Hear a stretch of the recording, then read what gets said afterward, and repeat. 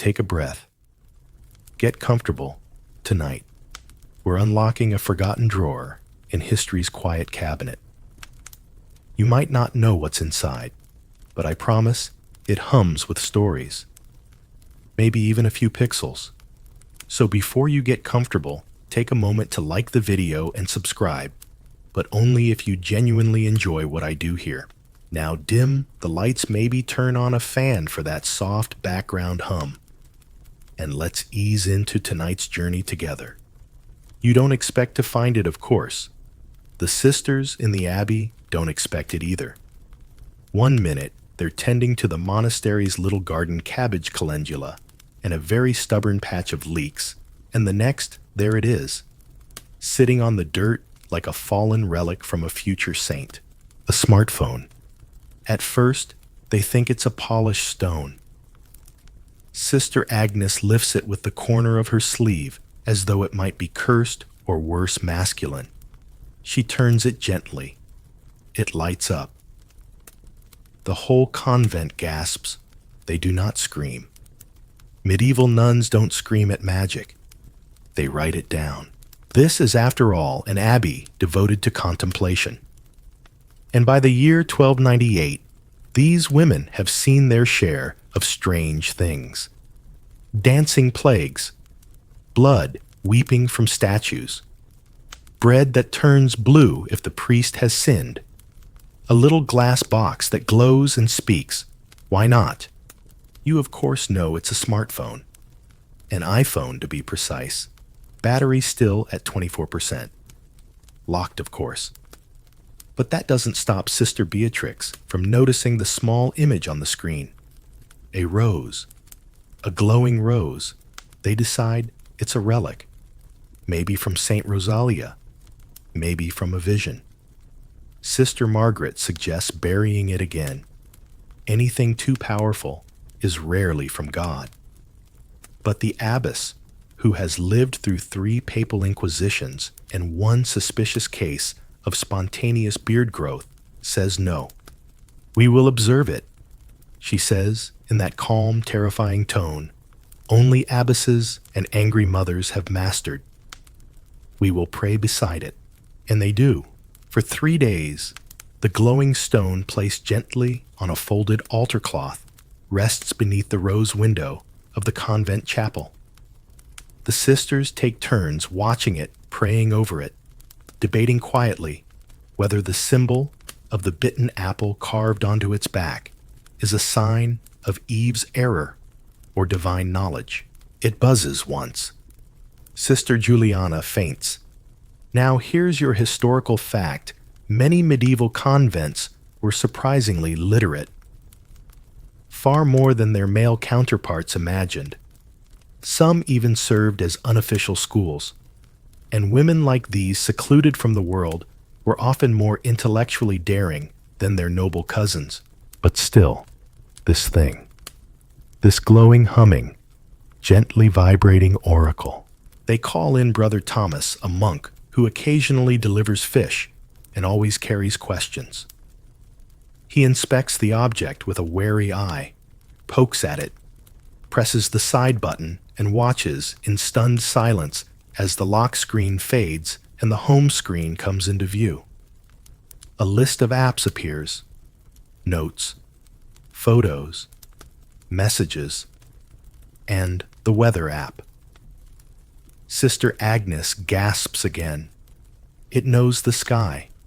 They open the camera, and now we arrive at the quirky part. Because the first selfie in medieval history is not taken by a queen or a scribe or a knight returning from battle. It is taken by a cloistered nun in a cabbage garden, flinching as the flash goes off. The image is blurry. There's dirt on the lens. But it's captured. They marvel at the portrait. Not because they've never seen their own faces. Mirrors exist after all, but because the phone sees without glass. It freezes a moment in time, without painting, without prayer. Some call it miraculous, others unsettling. Here comes the academic debate. Had medieval women been given access to such tools, not just images, but information connection, the very ability to record and remember, how might our view of history have changed? Could silence have been rewritten, not with pens, but with pixels? The abbess decides they will treat the object like a reliquary. Wrapped in silk stored beside the bones of Saint Hilaria, who may or may not have been a goose, the phone is enshrined in a walnut box carved with lilies. Sister Beatrix sketches it carefully, noting the way it hums when touched, the way it glows only sometimes, and the small crack in the glass like a spider's web. She wonders if it's a sign. The word Wi-Fi means nothing to them. Battery sounds like a form of penance. They do not know what it means when the phone finally dies. But when it does, they don't throw it away. They keep it. Centuries later, a renovation of the chapel reveals the box still wrapped in silk, still warm somehow, and the sketch Beatrix made tucked beneath it becomes one of the most baffling illustrations in the monastery's illuminated collection. Some say it's a metaphor. Others call it forgery. But a few believe what the sisters believed, that something fell from the sky one spring morning and reminded them that the world is much larger than their garden walls. You smile now, don't you? Because while they never unlocked it, never charged it, never swiped right, or updated iOS, those women did exactly what any of us might do. They touched wonder, and then gently, they made it sacred. The fields stretch out in sleepy waves, the soil still clinging to spring's last frost. You are a peasant girl, ankle deep in mud, the hem of your woolen dress, wet and stiff. The cows are stubborn. The geese are louder than the priest on feast days. And yet today, something is different. You feel it before you see it. A strange tickle behind the ears. Not the usual itch from lice, but something electric. Then nestled in the grass beside the stream, where you wash the laundry and occasionally cry into it, you find it. A little black rectangle. Warm. Smooth. Definitely not from around here. You squint. Turn it over. There's a glowing apple on the back. And as you touch it, buzz. It lives. You scream, of course. Not out of fear, but the same way you scream when the butter fails to churn, or when your cousin tries to marry you for the third time. Pure, frustrated curiosity. The sheep scatter. Your little brother runs away. And you do the one thing that generations of peasant women have always done when faced with the inexplicable. You hide it in your apron and keep working. That night, under the flickering rushlight in your family's drafty cottage, you study the thing like it might hatch. You press your thumb to the glowing circle. It opens. What you find is less a miracle and more a window. Words, images, strange symbols. One says, settings. Another says, camera. You tap it. And suddenly, your own dirt-smudged face stares back. Wide eyes. A wool scarf tied around your head. A nose that looks like your mother's. You laugh. Then gasp.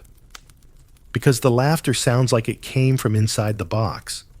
Now, for a historical truth, most medieval peasants didn't see their own reflections often. Glass was rare. Polished metal or still water sufficed. So the idea of a moving mirror, that's more magic than most spells.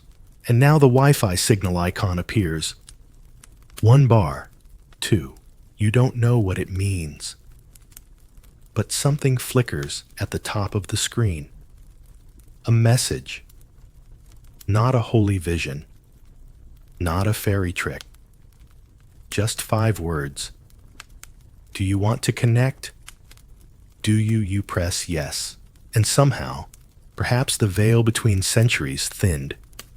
Perhaps your sheep pasture rests on a forgotten temporal fault line. You are online. It begins slowly. The browser loads. You type with clumsy thumbs. Medieval woman. The results come in. You scroll and scroll. You see books, paintings, articles about what women like you wore, ate, birthed, endured. But the faces, they're either saints or scolds, either crowned in gold or dragged through dirt. No one looks like you. Here's your quirky fact. Much of what we know about medieval peasant women comes from court records, because that's when they were noticed, when they were accused, fined, or witnessed something scandalous. The quiet ones, the tired ones, the ones who just wanted clean water and peace. They're missing from the scrolls. And so you begin to wonder, could this little black mirror be used for something more? You open the Notes app. You begin to write. Not poetry, not prayer, just a list. Woke up early. Bread hard again. Baby has fever. Saw something glowing near the stream. It's the first diary entry you've ever made. The academic debate here is simple, but rich. If peasant women had been able to record their days, their real, mundane, unheroic days, how would our understanding of medieval life shift? Would history books start with geese instead of kings? You share the phone with your cousin Magda. She takes a photo of her best pig. You try sending it through something called AirDrop, but it fails. Still, she's impressed. The two of you begin documenting everything. You take turns holding it like a sacred loaf. Images of soup bruises, frostbite full moons. The lives no one writes about become a stream of flickering memory. Eventually, the signal fades. The screen dims. The black rectangle grows cold. You bury it beside the stream with a whisper and a handful of mint leaves. But you feel different now. Not because of what you saw, but because it confirmed what you always suspected you existed.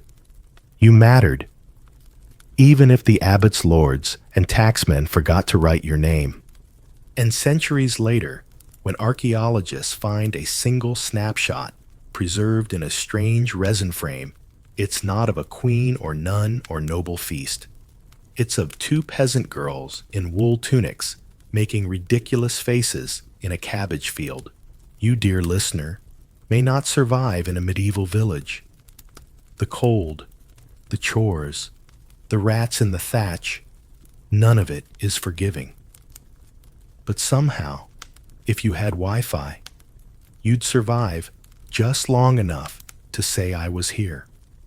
You arrive barefoot, not by choice, but because your sandals finally gave up somewhere between the barley field and the hedgerow, just as the sun began to slide behind the abbey towers.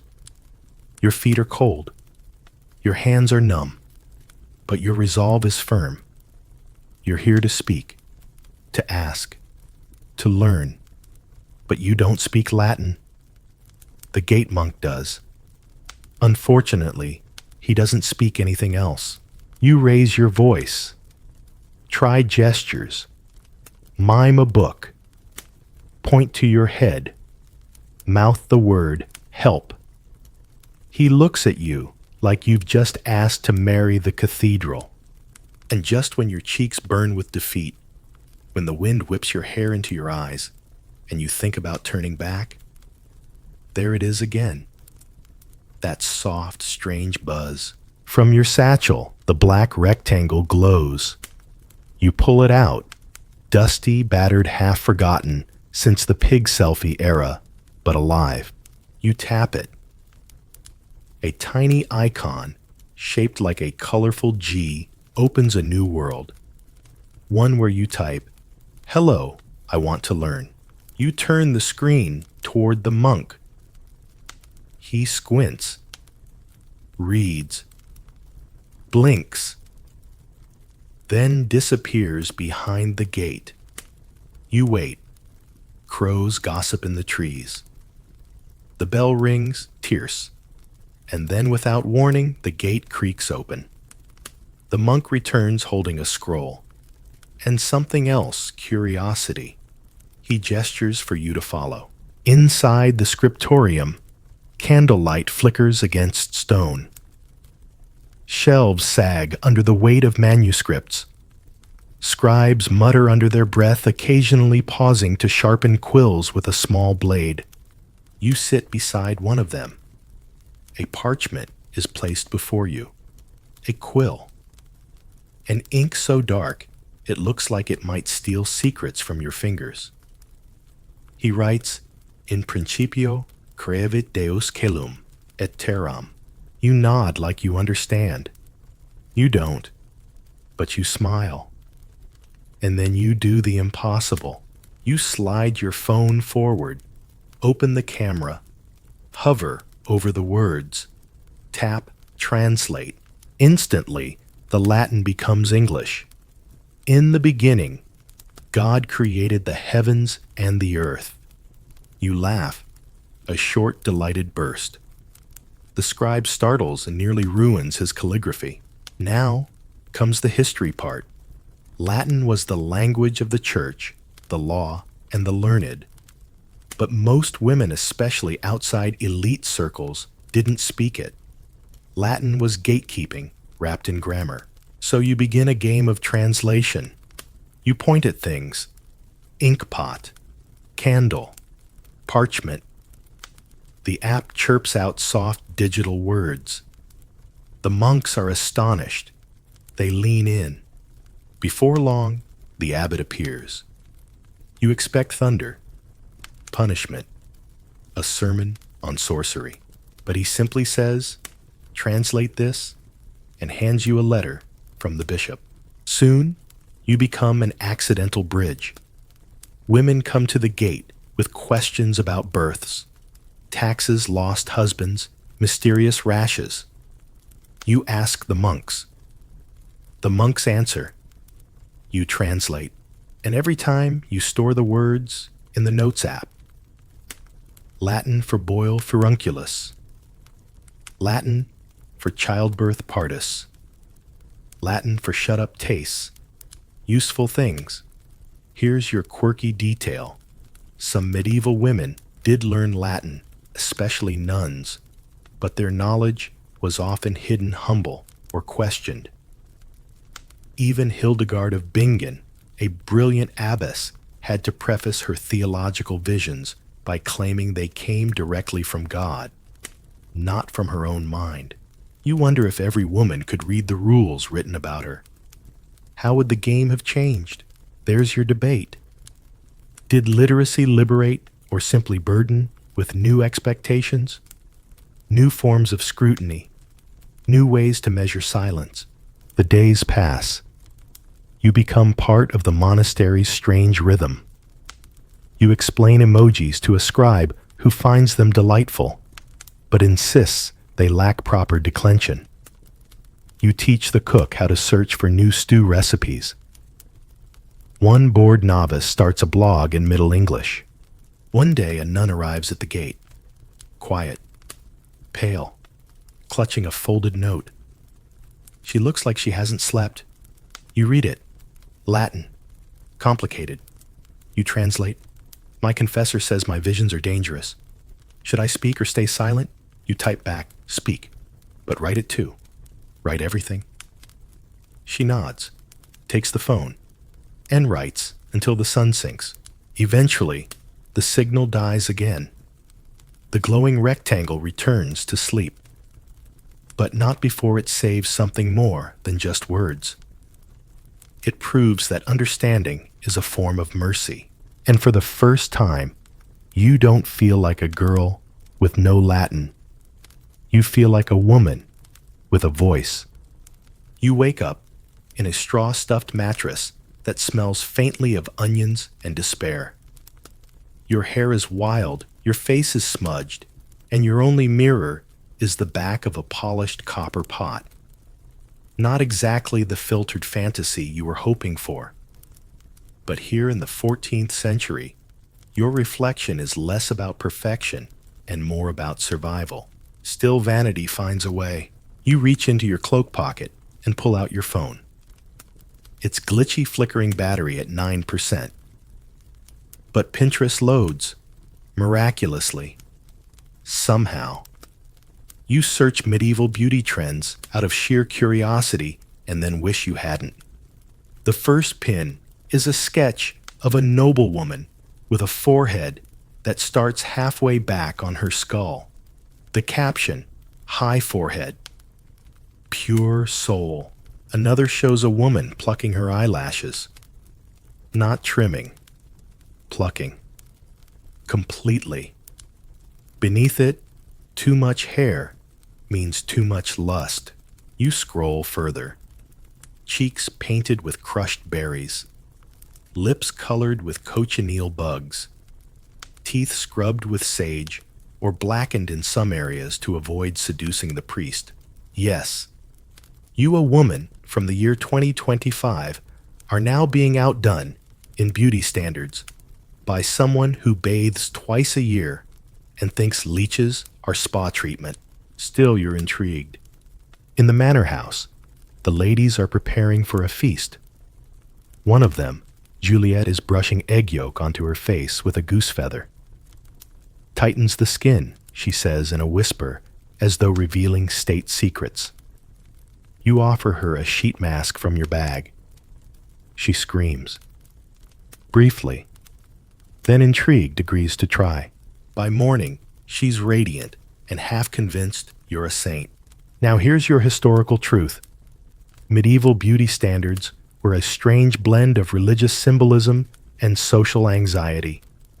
A pale face signified nobility because it meant you didn't labor outside. A high forehead meant intellect, or at least the illusion of it. Hair was both a temptation and a danger, often hidden under veils, caps, or wimples, depending on your marital status and region. And your quirky detail, some noble women used dove droppings as a whitening treatment, mixed with vinegar and left to sit overnight. You suppose it's a flex. Back in your timeline, you use serums and sunscreen. Here, your options include crushed pearls, expensive sheep's fat, abundant, or a blend of lead and vinegar, deadly. It's less skincare, more skin warfare. You try explaining sunscreen to the village girls. It protects your skin from the sun, you say. They blink. But the sun is God's light, one says softly. You nod. Awkwardly. Because how do you explain UV rays when they still think the moon causes fevers? Meanwhile, the men are no better. One knight spends a full hour oiling his beard with lavender and lard, convinced it improves his jousting form. You resist the urge to hand him dry shampoo. Later that night, by candlelight, the women gather. You pull up images on your phone, modern beauty tutorials, minimalist makeup, bold brows, natural skin. They gasp. Some cover their mouths. Some laugh. One young girl whispers, "Are these real women?" You nod, just from far in the future. But they look happy. The silence that follows feels heavy, as if centuries of quiet comparison just shifted on their shoulders. Now comes the scholarly debate. Were medieval beauty standards oppressive, or did they offer women a subtle way to communicate power? A high forehead might seem absurd now, but back then it was a coded signal, a non-verbal announcement of class, virtue, and control. Some historians argue these standards gave women agency within limited structures. Others see them as just another form of constraint, bound in ribbon and rosewater. You consider both, and you decide the truth, as always, lies in the middle. Or maybe in the eyes of the beholder. On your last day, At the manor, Juliet brings you a small pouch filled with herbs, powders, and a feather brush. For when you return, she says, so you don't forget that beauty has always been complicated. You thank her, hug her. And as your phone dies completely in your hand, you catch a glimpse of your reflection in the copper pot again.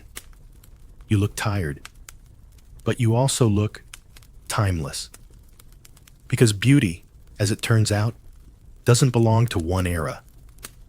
It's always a little ridiculous, always a little brilliant, and always worth questioning. Tinder in the time of plague. It starts, of course, with a cough.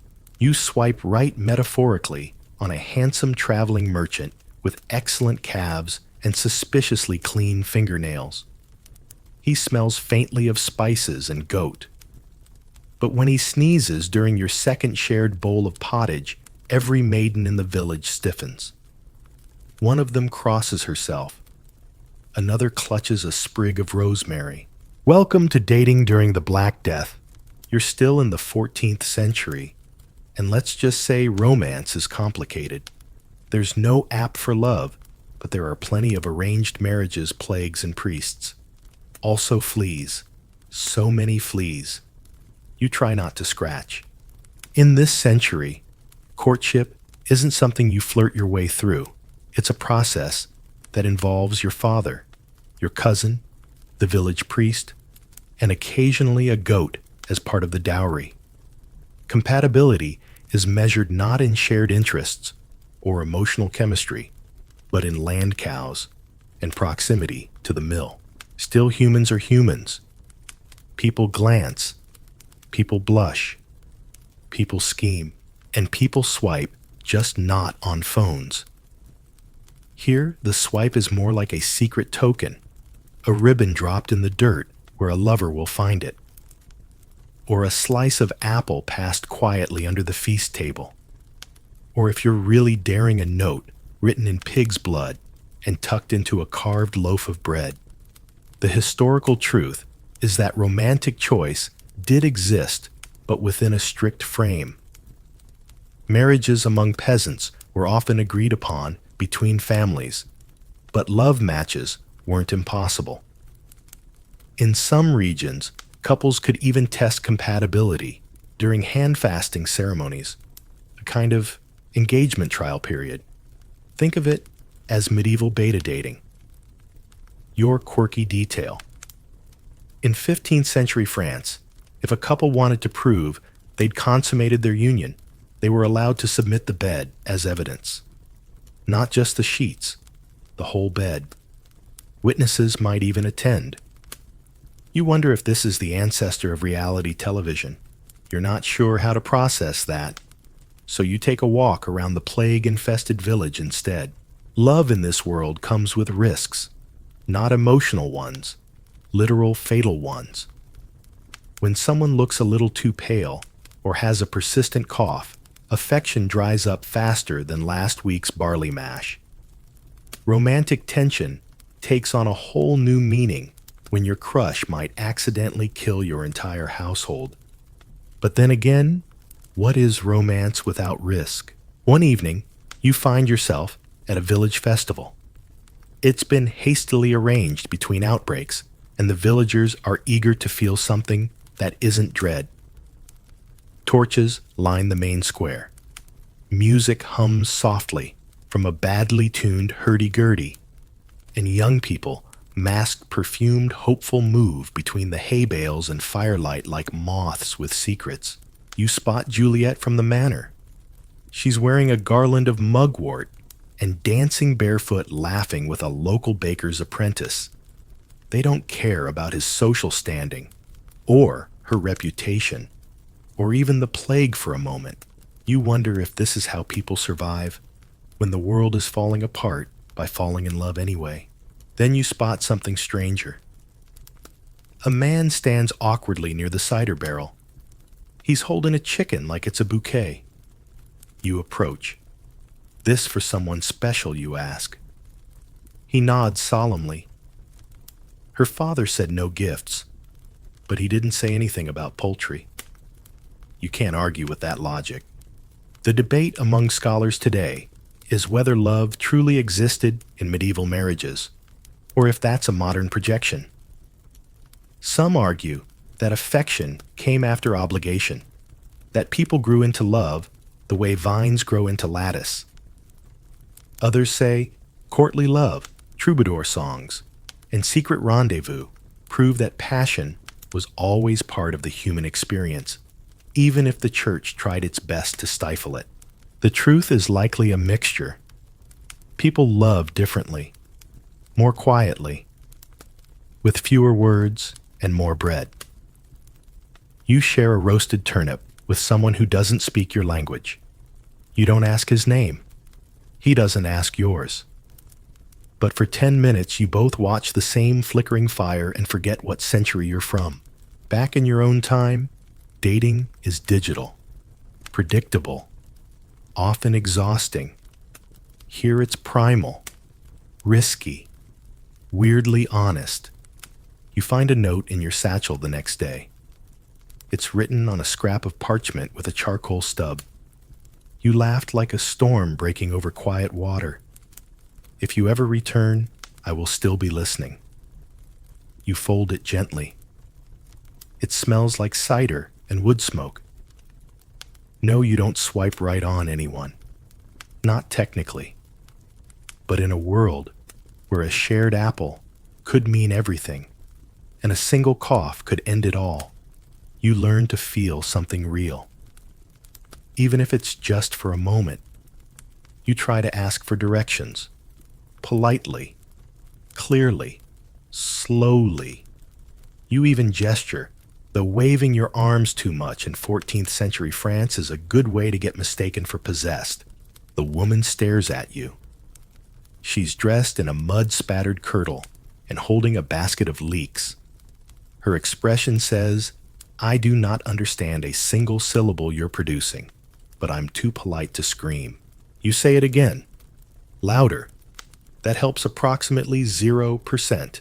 And this is where you learn speaking modern English in a medieval village is like trying to unlock a wooden door with a USB stick.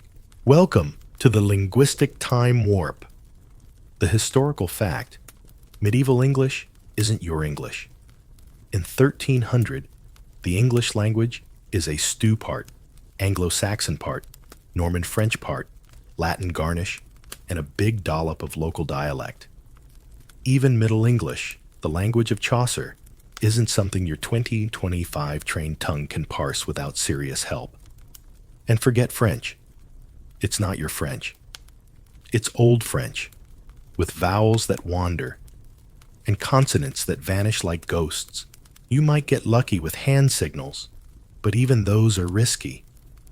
The thumb-up gesture, for instance, that could be mistaken for a holy symbol or something lewd. Depends on the parish. The quirky detail, medieval people loved metaphors, but theirs were different. A man with bad breath wasn't just smelly. He had the mouth of the devil's armpit. Rain wasn't simply heavy. It fell like God's laundry wrung out over the sky. So when you say you're all heart, someone might assume you're calling them a butcher. You decide to keep your compliments to yourself. Still, you need to communicate.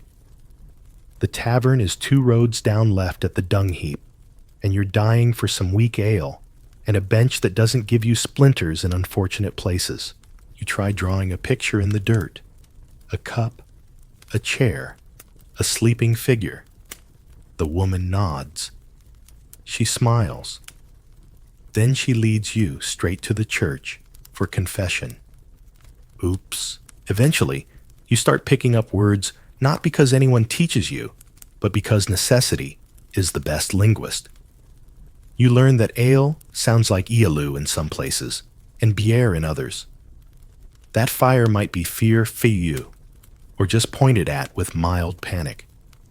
You discover that yes is often said with a nod, and no with a resigned sigh, especially when someone's husband has spent the day losing at dice again.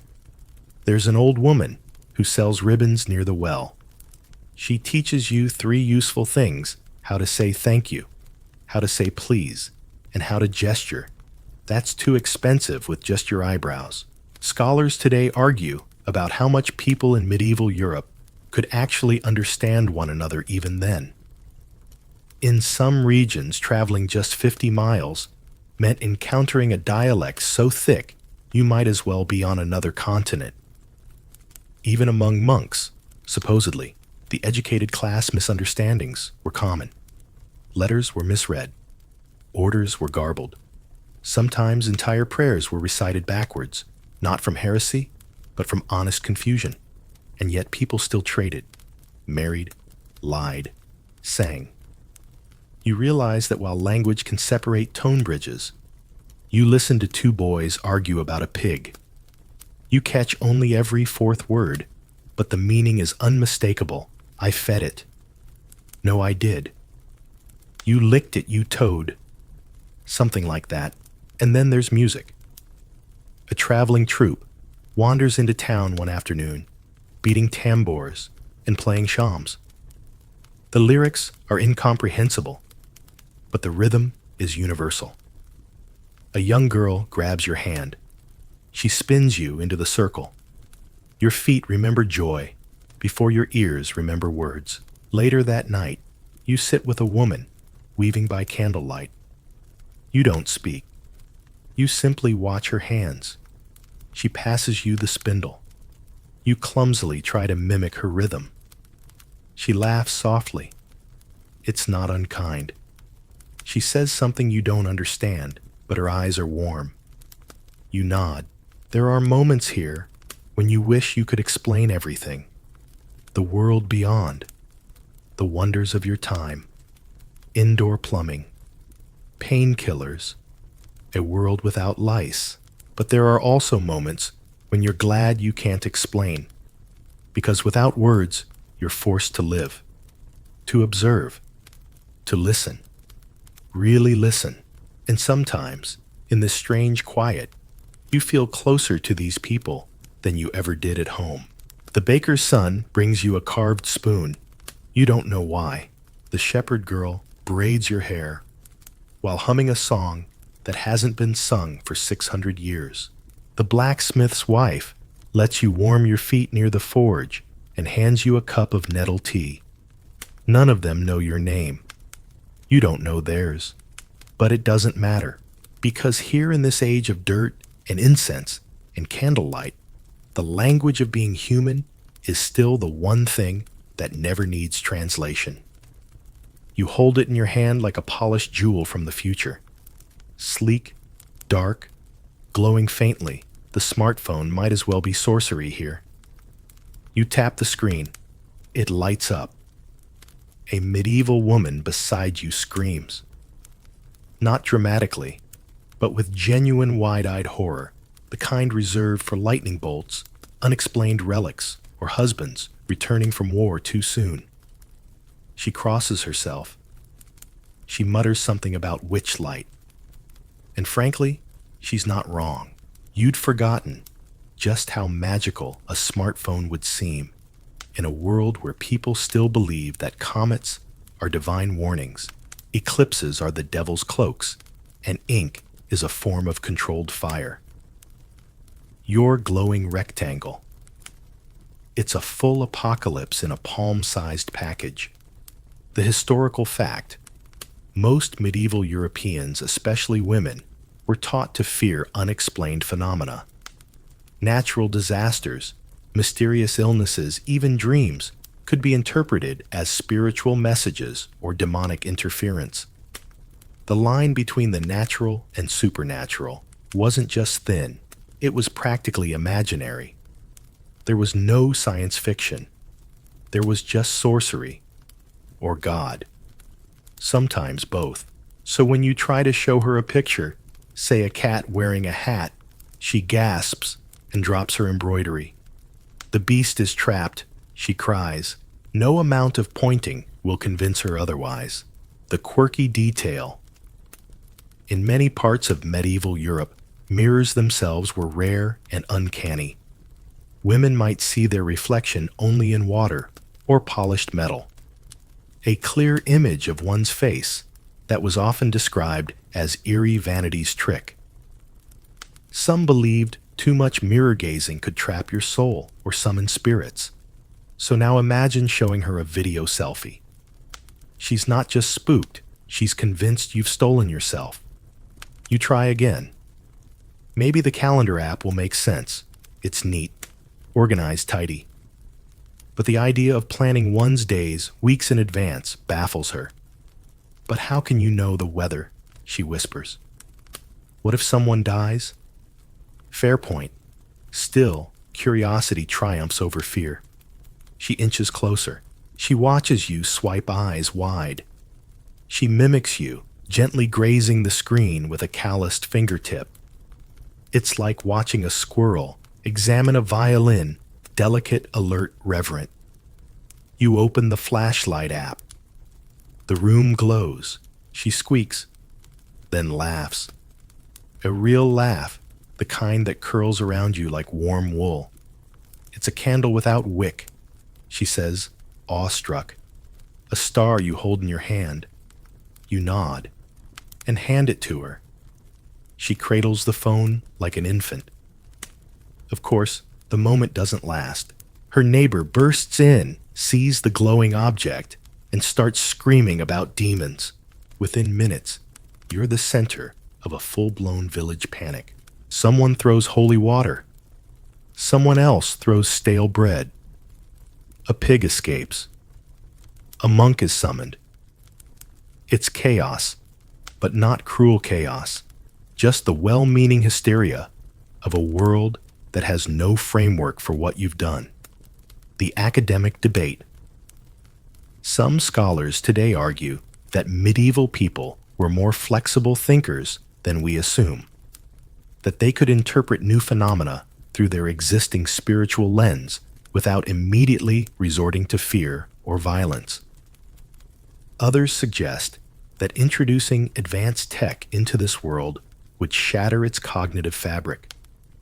You now believe both arguments are correct, depending on who's holding the phone. Later that night, you and the woman sit by the fire. She hasn't given the phone back. She just holds it gently, turning it over, whispering to it, as if it's a reluctant saint. You don't mind, because watching her face light up when the screen does, that's a kind of magic even you had forgotten. Not the magic of algorithms or lithium-ion batteries, but the magic of wonder. She asks you what else it can do. So you show her a recording of birdsong, a drawing app, the sound of ocean waves. She weeps at the sea. She's never seen one. You let her swipe. She finds a calculator. So many numbers, she says. Is this what monks use to speak to angels? You nod. Why not? Then by accident, she opens your camera again. You're both there blinking ghostly. She shrinks back, but then smiles. She adjusts her coif. She poses. You take a photo. She insists you show the baker, the blacksmith, the shepherd girl. By morning, your camera roll is full of medieval selfies, half blurred, all delighted. The phone battery is at 3%. You know it won't last. You could try explaining chargers, voltage, outlets, electricity. But what's the point? Instead, you let it die quietly, slipping it into your bag like a spent candle.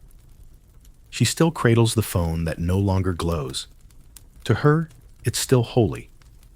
Not because it works, but because it once did. And as she tucks it into her apron, like a relic, you realize something strange. You've brought her the future.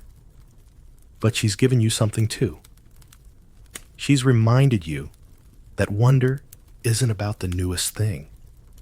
It's about seeing something, anything, as if it mattered. And in this flickering moment of shared reverence, you both believe in magic, even if the battery's dead. The signal drops before you even finish the thought. No surprise there. After all, you're surrounded by thick walls of timber slats and packed mud. Medieval homes weren't built for comfort, airflow, or broadband. They were built to not fall over in the rain. Mostly. The beams creak, the thatch rustles, and your phone is now a useless brick. The Wi-Fi, as you might have guessed, does not extend through time. Still, you stand in the middle of this medieval home. One room, one hearth, one low ceiling, trying to figure out how to explain the cloud to a woman who has never seen glass. She thinks the cloud is literal. You don't correct her. You let her imagine that all your songs, your photos, your stored memories live in the sky. She nods solemnly. Where the saints live, she says, the historical fact. Most medieval homes, especially those of peasants or the working poor, were built using wattle and daub, a technique involving woven sticks daubed with a sticky mix of mud straw and sometimes even dung. There was often no chimney, so smoke from the hearth just drifted up and out through the thatch or didn't. You could smell a home before you saw it, and you could hear everyone in it. Privacy wasn't just a luxury, it was non-existent. So when you mumble, "no signal," she mishears you as "no sigil," and promptly goes looking for her husband's wax seal. She thinks you've lost a sacred symbol. You go along with it. Honestly, the confusion is kind of beautiful. The quirky detail medieval people believed that drafts, those sneaky bursts of air, could bring illness. Women were especially warned against sitting on cold stones or sleeping near windows, lest the wandering womb be chilled into mischief. In a home like this, you wouldn't just fear wolves or fire, you'd fear breezes, which makes your modern obsession with good ventilation seem downright suspicious. You try to explain Wi-Fi again, hoping she'll understand that it's like invisible threads that connect minds. She looks impressed. Like gossip, she says. Exactly. Except medieval gossip was faster. Somehow, even without routers or notifications, this village knows that you've arrived, that you glow in the dark, and that you carry a frozen saint in your bag. By nightfall, a steady stream of curious women pass through the door. Not to ask about the future, but to ask what you know of them. Do women still grind flour with stones? Do you still bleed with the moon? Do your men still expect you to smile when it hurts? It stings a little. You want to tell them things are better, and in many ways, they are. But you also don't want to lie. So instead, you ask them questions. About the herbs they dry, the songs they hum, the way they know a storm is coming, just by the itch in their fingers. They teach you more than a dozen uses for elderflower. They tell you that a cracked beam can warn of betrayal. They show you how to read soot marks like fortunes, and suddenly, the wattle and daub walls don't seem crude. They feel like memory foam. They hold the breath and heat and voices of generations. You lean your head against them and feel the weight of centuries pressing back. The academic debate. There's ongoing disagreement among historians about just how miserable peasant life truly was. Some argue it was a brutal existence of poverty, disease, and ceaseless labor. Others note the moments of joy, song community, and seasonal rhythm that gave it depth. Your time in this house suggests both are true. The suffering was real, but so was the laughter, the garlic bread, the knitting in candlelight. Later, one of the younger women holds up your dead phone. She cradles it like a delicate loaf. Will it speak again, she asks. You smile, only when it wants to. She grins back. Like my mother-in-law. You laugh hard. A moment passes. Then you say something you didn't expect. It needs light. Ah, she says. Then we'll wait for sunrise. It's poetic, really. You, a creature of connection and convenience, sitting in a home with no signal, no outlets, no escape, and feeling more grounded than you have in years. Because the truth is, Wi-Fi might bring you data. But these walls, they bring you stories. They've held childbirths and last breaths, secrets and soup pots, lullabies and arguments muffled behind woven rushes. They've heard women cry over lost babies and laugh until they snort at some rude joke about monks. They've absorbed it all, and tonight they're absorbing you. You don't upload. You listen. You sleep on straw and wake with a backache. You share porridge and stories, salt and silence. You belong. The signal never returns. But it turns out connection isn't about bandwidth after all. It's about who you talk to when the screen goes black and what they whisper back in the dark. You show them the glowing rectangle again. This time, it's not just a black mirror they see it light up with letters, colors, tiny, moving images. The reaction is immediate. One woman gasps and crosses herself. Another asks if it's an enchanted book. A third ducks behind a loom and refuses to come out until it stops humming like a bee with too many secrets. But the brave one, Magda, the village midwife, sits beside you. Her hands are cracked, flecked with dried herbs, and steady as stone. "Show me something true," she says. So you type into the search bar, medieval childbirth. She watches, eyes sharp, wrinkles folding in new directions as she squints at what you call results. Images flash clean beds, gloved doctors, stainless steel tools. She snorts. Where is the straw? The screaming.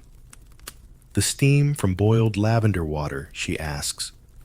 Where are the sisters who hold her legs when she bites the rope in her mouth? You don't have a good answer. The historical fact.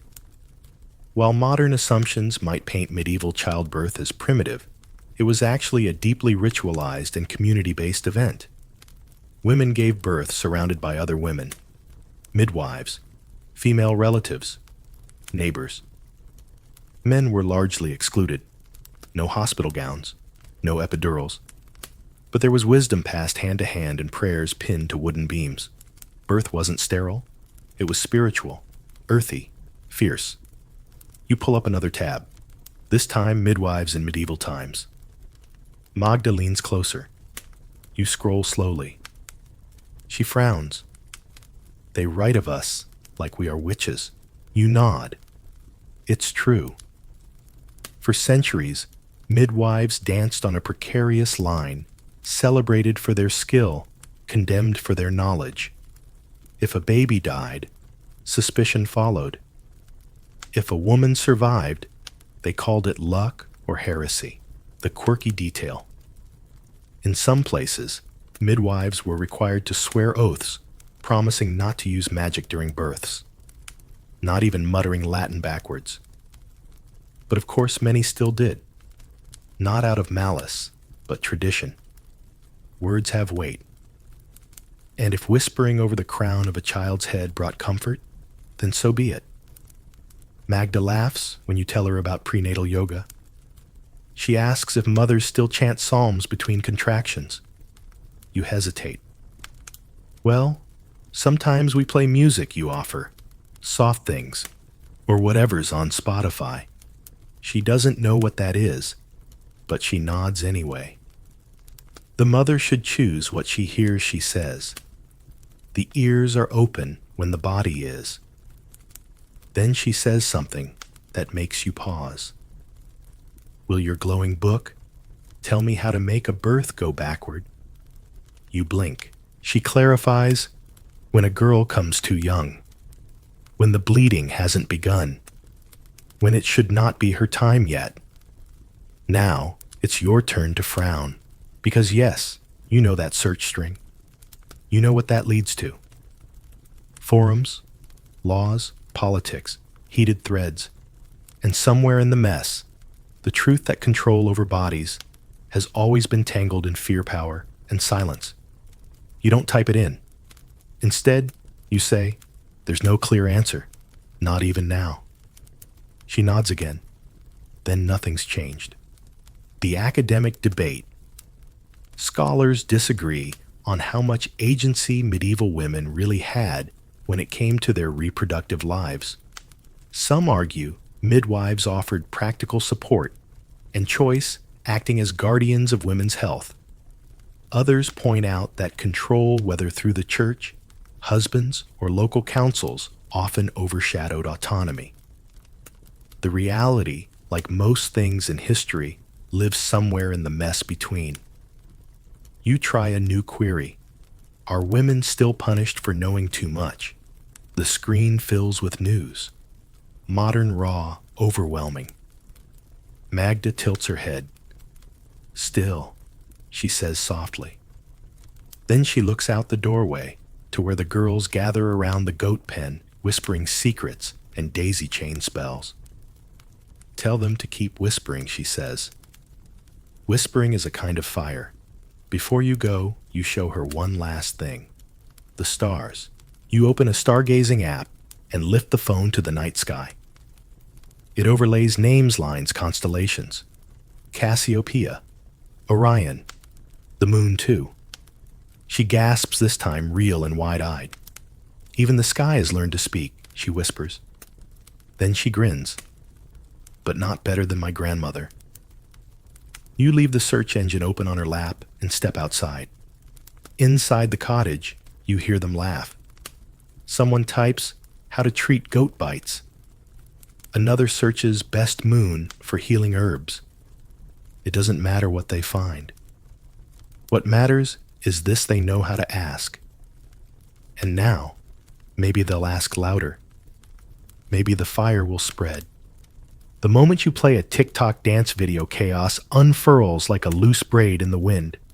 It starts with a single spin, then a clumsy stomp, then someone bumps over a butter churn.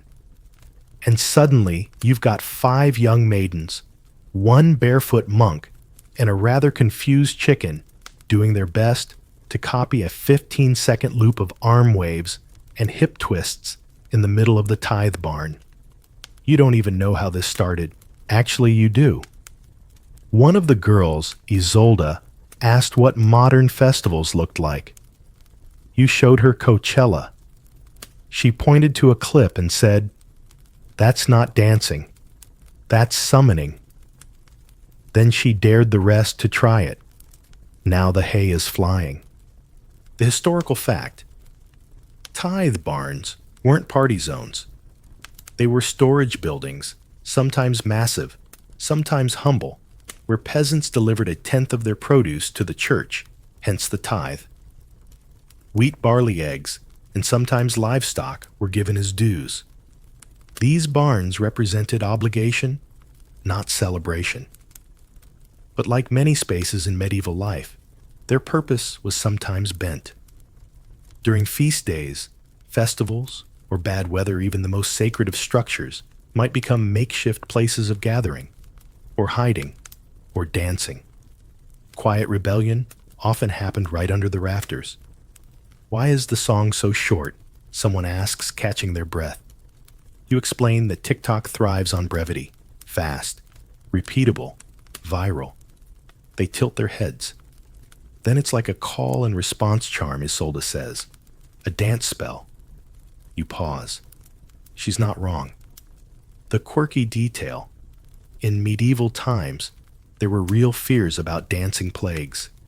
The most famous, the dancing mania of 1518 in Strasbourg, involved dozens, possibly hundreds of people who reportedly danced uncontrollably in the streets for days, even weeks. Historians still debate whether it was mass hysteria, ergot poisoning, or something else entirely. But the idea of people losing themselves to rhythm very old, very human. Back in the barn, they've gone off script. One girl's added a twirl. Another starts clapping above her head. They don't know the choreography, but they know the joy. You realize something strange. They're better at this than you. And then the monk speaks. This is indecent. You brace yourself. But he continues.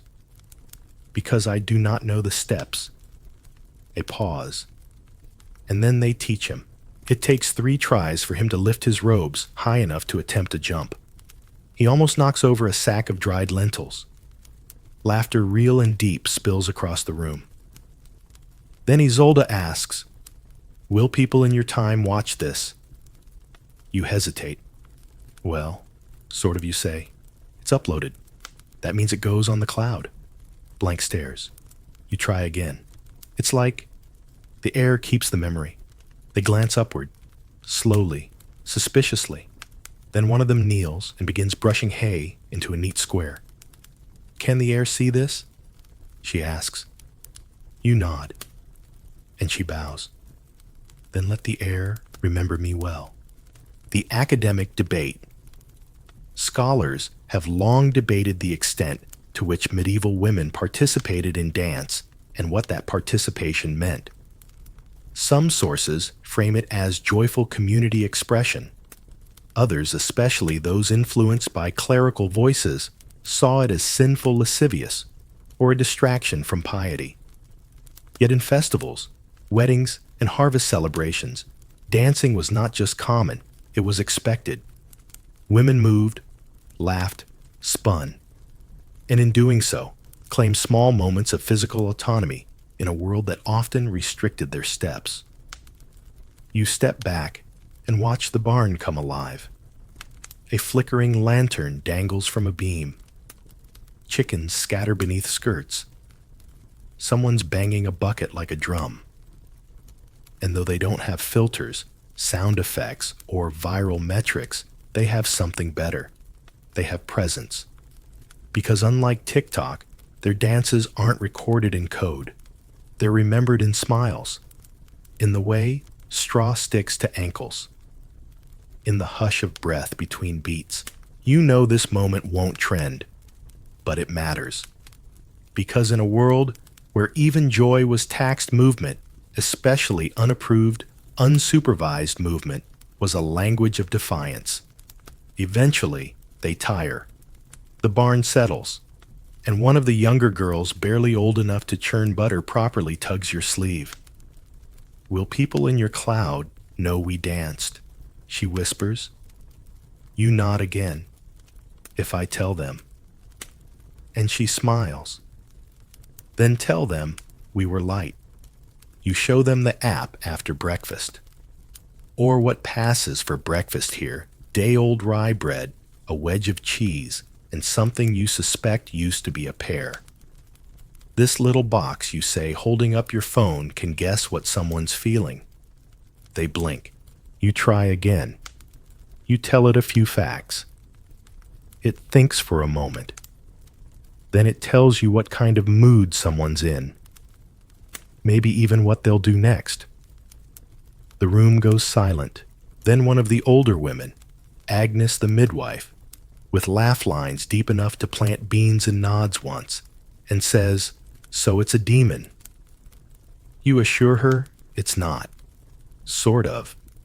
You explain, AI. Well, you try. That it's not magic, but mathematics. That it doesn't think like people do. That it looks for patterns in behavior, in words, in little signals people give off without noticing. That it's not alive. That's what they said about leeches, Agnes says. A young woman beside her leans forward eagerly. Can it tell if my husband will be kind or cruel tonight? The question lands like a pebble in a basin small, but it ripples outward. You look around and realize this isn't a game. It's a wish.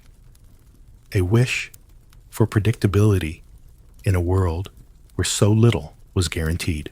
The historical fact: medieval marriage was often transactional, hierarchical, and legally binding in ways that left women deeply vulnerable. A woman's husband had legal authority over her body property and movements. While not every marriage was violent or cold, many lacked emotional intimacy, and some included expectations of obedience that bordered on authoritarian. Love was rare. Control was common. So yes, if you lived in that world, you might want an app to tell you what kind of man you'd be facing when the sun went down. You open your Notes app and ask for the husband's usual habits. She eats before him. That's a foul mood. He sharpens his belt knife longer than usual. That's a warning. He walks the pig before speaking to anyone safe. You type their answers in. You tell them the app needs more data. That AI learns by repetition. That it doesn't judge it, just predicts. Agnes squints at the screen. So it's like reading smoke, but in numbers. You grin. Exactly. The quirky detail. In the 13th century, a woman named Christina of Markyate recorded visions and spiritual experiences that reflected not just divine longing, but emotional wisdom. While not predictive in the AI sense, her writings and others like hers were attempts to understand the unpredictable moods, fate's safety. Some medieval women turned to saints, others to charms. All were trying to feel less powerless in the face of daily uncertainty. The more you train the app with their stories, the more precise they become. If he hums before entering, he's drunk. If he mentions his mother, he wants something. If he stares at the dog, stay quiet. You wonder if modern AI could do better than this. The academic debate.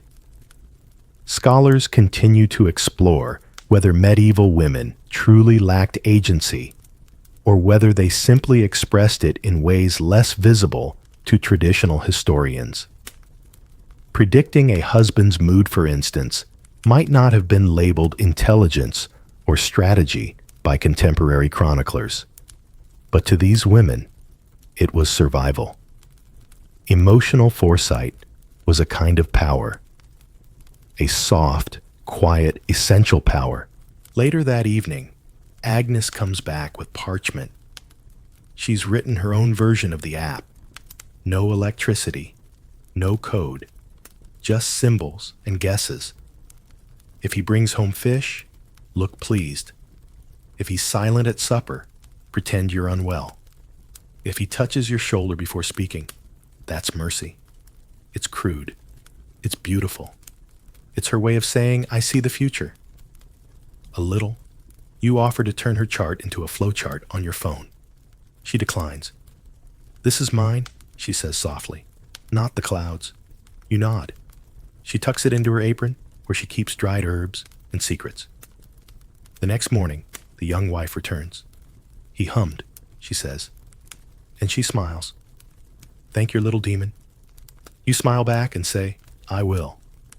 But deep down, you wonder, what if this isn't backward at all? What if they were the original predictors, the original pattern seers?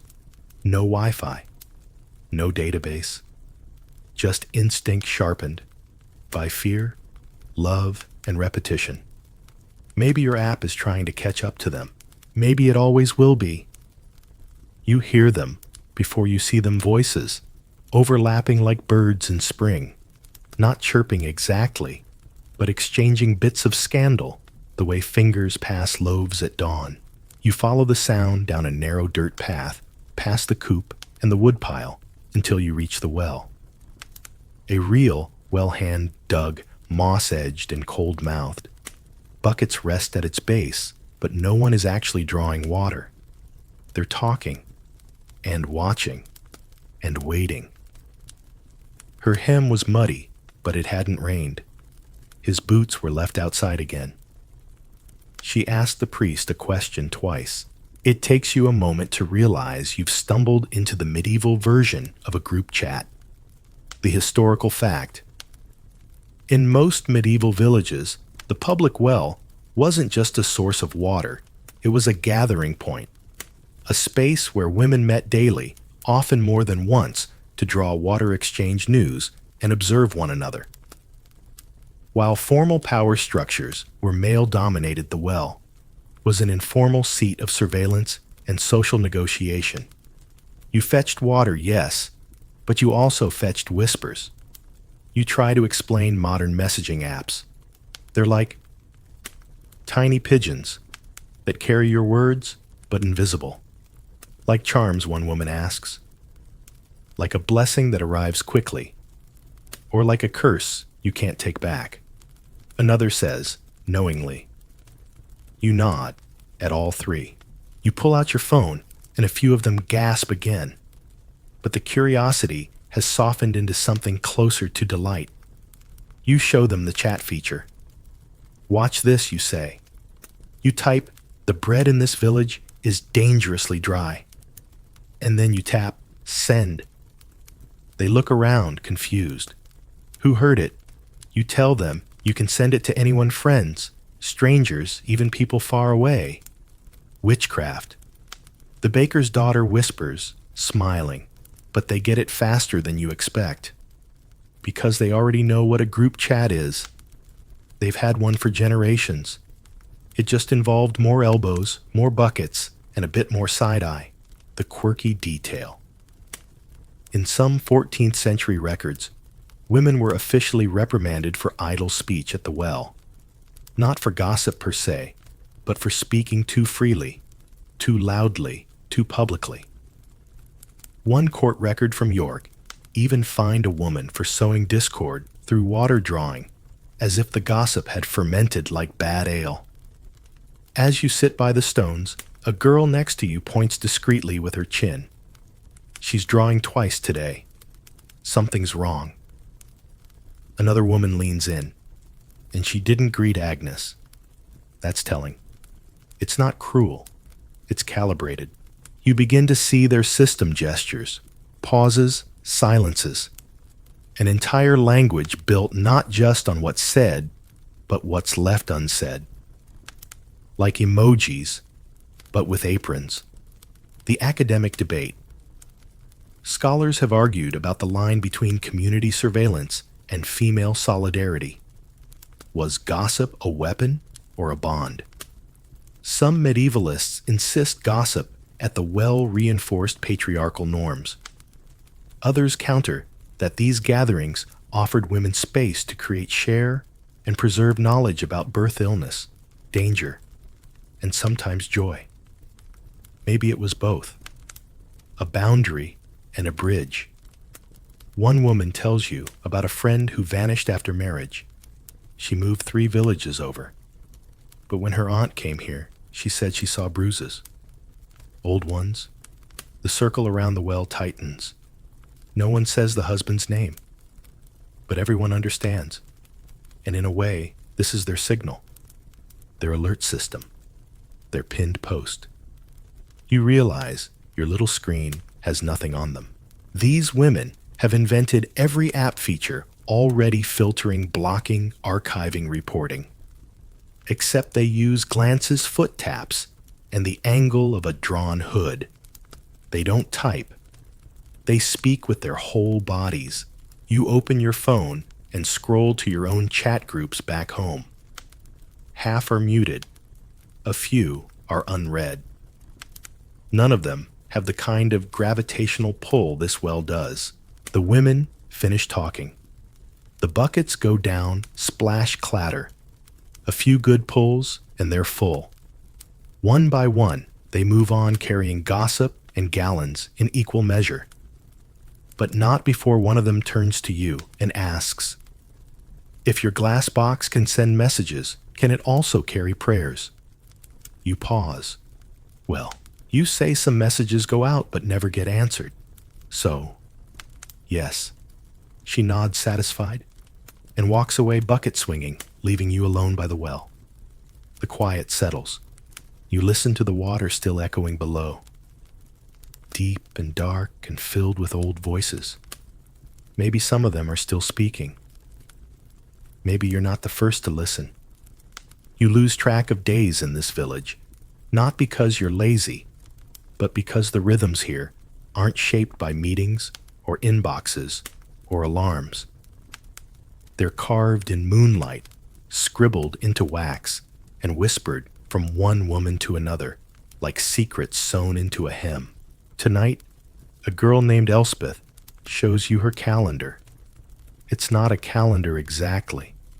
It's a flat piece of wood with soft scratches around the edge, 28 of them. Each mark carved with the point of a spindle. "This is how I know when to stay home," she says quietly, brushing her finger along the edge. "And when to carry extra cloth."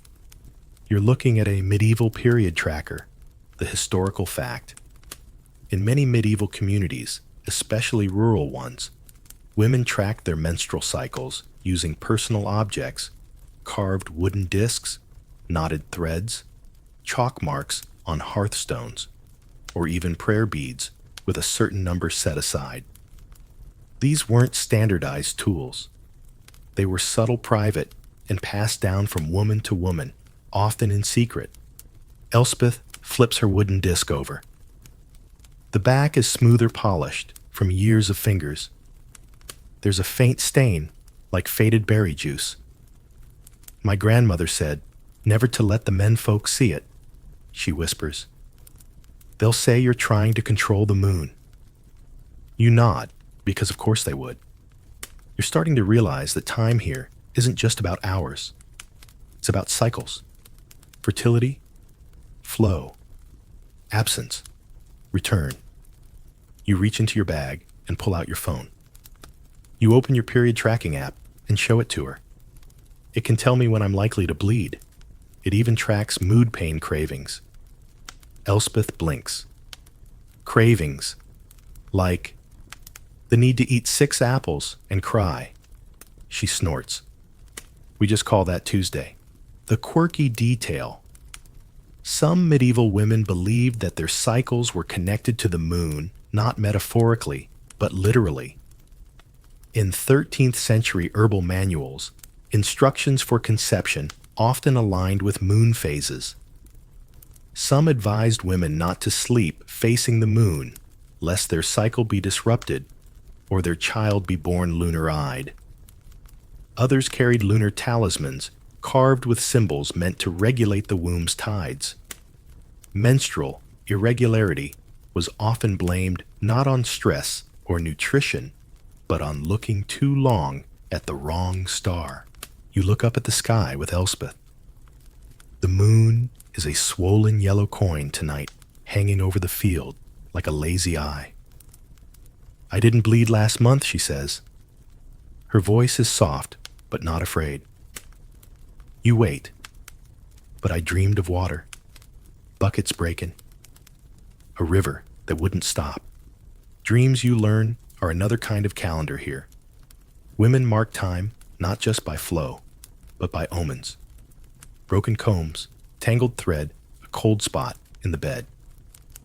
You pull out your phone again, scroll to the symptoms tracker, and show her. "I mark my sleep, my headaches, my emotions." She peers over your shoulder. So many symbols. You shrug. Modern medicine calls them data points. Elspeth shakes her head. I call them warnings. The academic debate. Scholars still argue over how accurately medieval women understood their own cycles.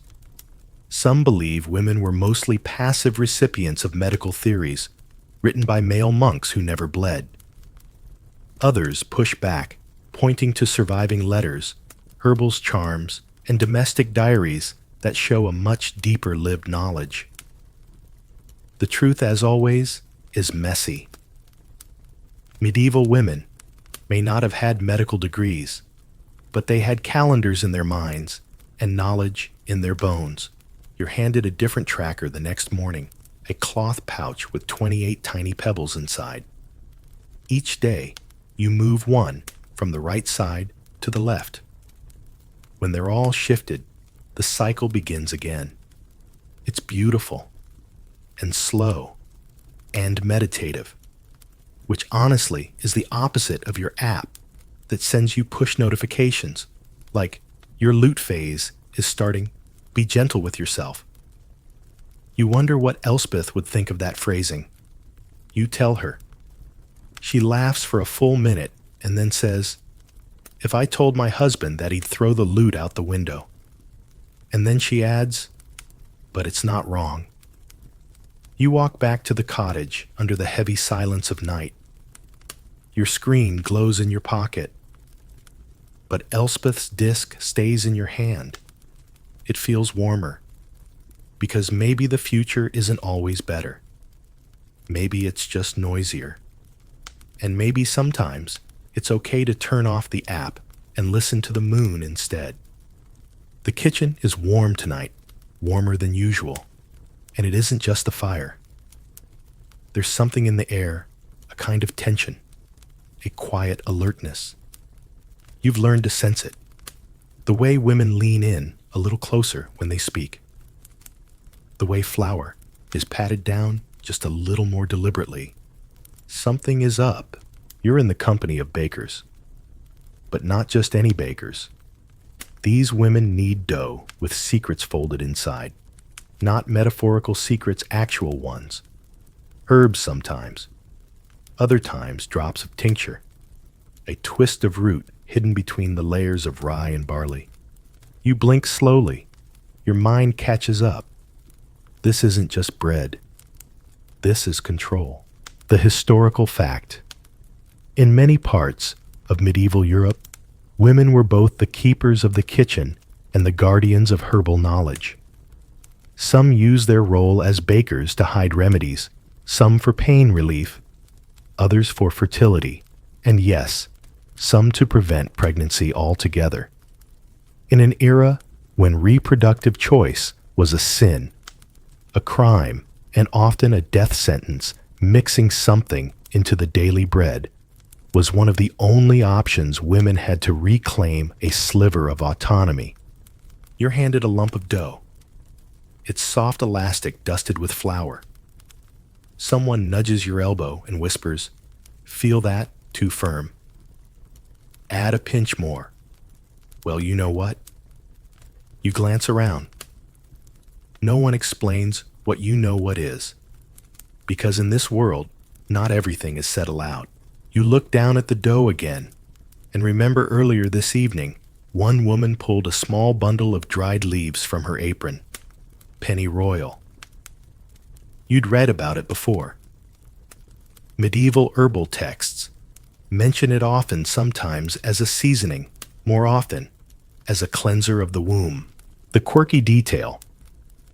In the Trotula, a famous medieval compendium on women's health recipes, are included for both encouraging and halting conception. One remedy recommends inserting a mixture of rue, pennyroyal, and figs. Another says to drink a broth of wormwood pepper and myrrh. Most of these concoctions were passed down orally because writing them down could mean charges of sorcery or worse. But the cleverest women, they folded them into food, into bread, into beer, into soup. After all, what man was going to inspect the kitchen? You glance again at the bread rising by the hearth. Some loaves are puffed and golden. Others are denser, flattened just a bit more. You ask, do they taste different? The woman beside you smiles, but doesn't answer. Instead, she says, "He never notices. He just eats faster on the days I bake with honey." And there it is, the code, the small rebellion. Because in a world where a woman's worth was often measured by her womb, what she chose to do with it, quietly, carefully, was its own kind of power. The academic debate. Scholars continue to debate whether medieval women used herbal contraceptives intentionally or accidentally. Some argue that references to herbs like pennyroyal or silphium were mostly symbolic or misunderstood by modern readers. Others, especially feminist historians, push back hard, citing oral traditions, midwifery texts, and punishment records where women were prosecuted for barrenness by craft. The question remains, was knowledge passed quietly to protect women, or lost because no one listened? You stir the coals beneath the oven. Elspeth, yes, she's here too, brushes flour from her fingers and leans close. My sister took too much, once she says of the rosemary and mugwort. Her belly ached for a week. You nod, not sure what to say. She said it was worth it. Said her man would have made a terrible father anyway. There's a laugh behind the words, but also something harder. Later, when the loaves are wrapped in cloth and set to cool, you pull out your phone again. You type pennyroyal into your search bar. Warnings flash immediately. Not safe, toxic, potentially fatal. You shiver. Not from fear, but from awe. They knew, even without your warnings and red letter labels. Even without clinical trials.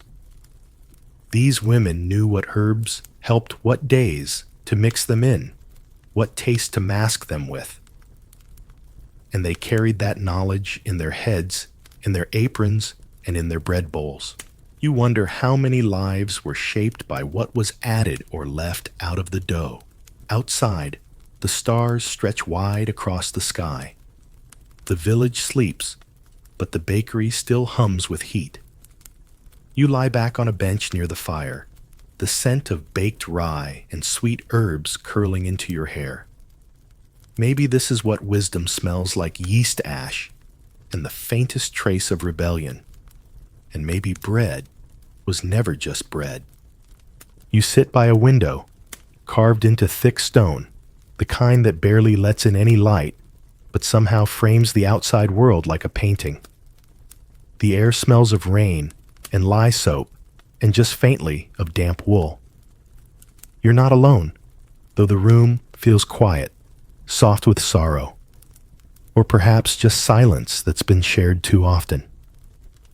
There's a woman near you, scrubbing linen that's already clean, but she keeps doing it anyway. Her hands are red, her eyes are dry.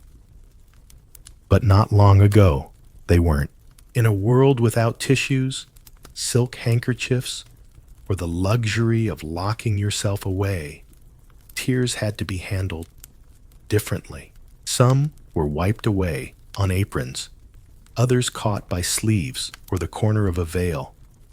Sometimes, the only thing available was the back of one's hand, and often they weren't wiped away at all. They were hidden. The historical fact.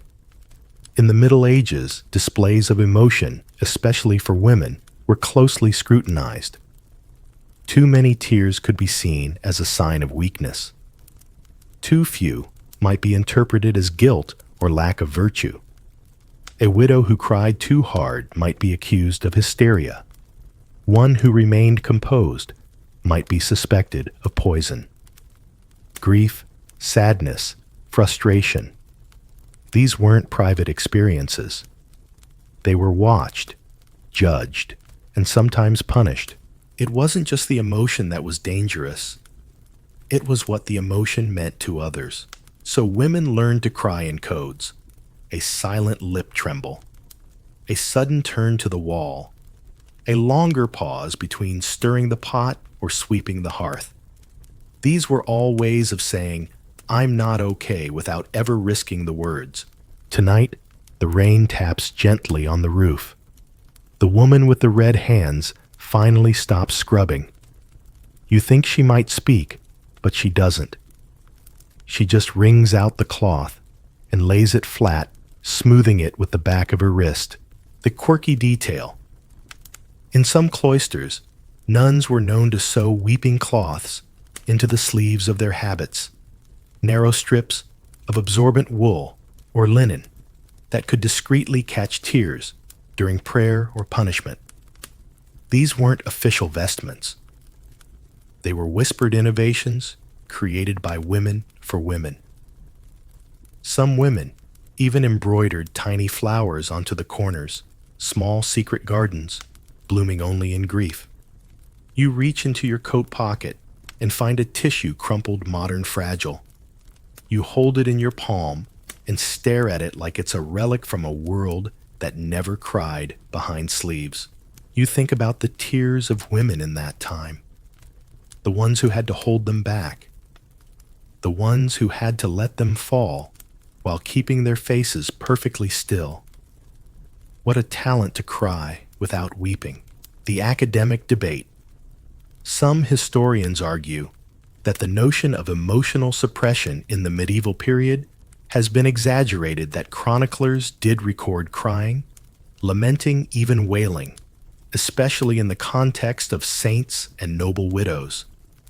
Others, especially those focused on gender history, suggest the opposite, that poor and common women were expected to maintain composure unless permitted to grieve, and even then on terms not their own.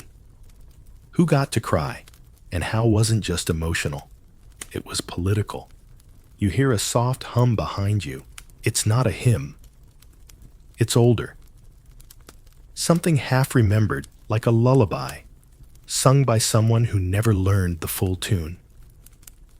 The woman with the red hands hums as she folds the linen, and the sound is so gentle it almost makes you weep too.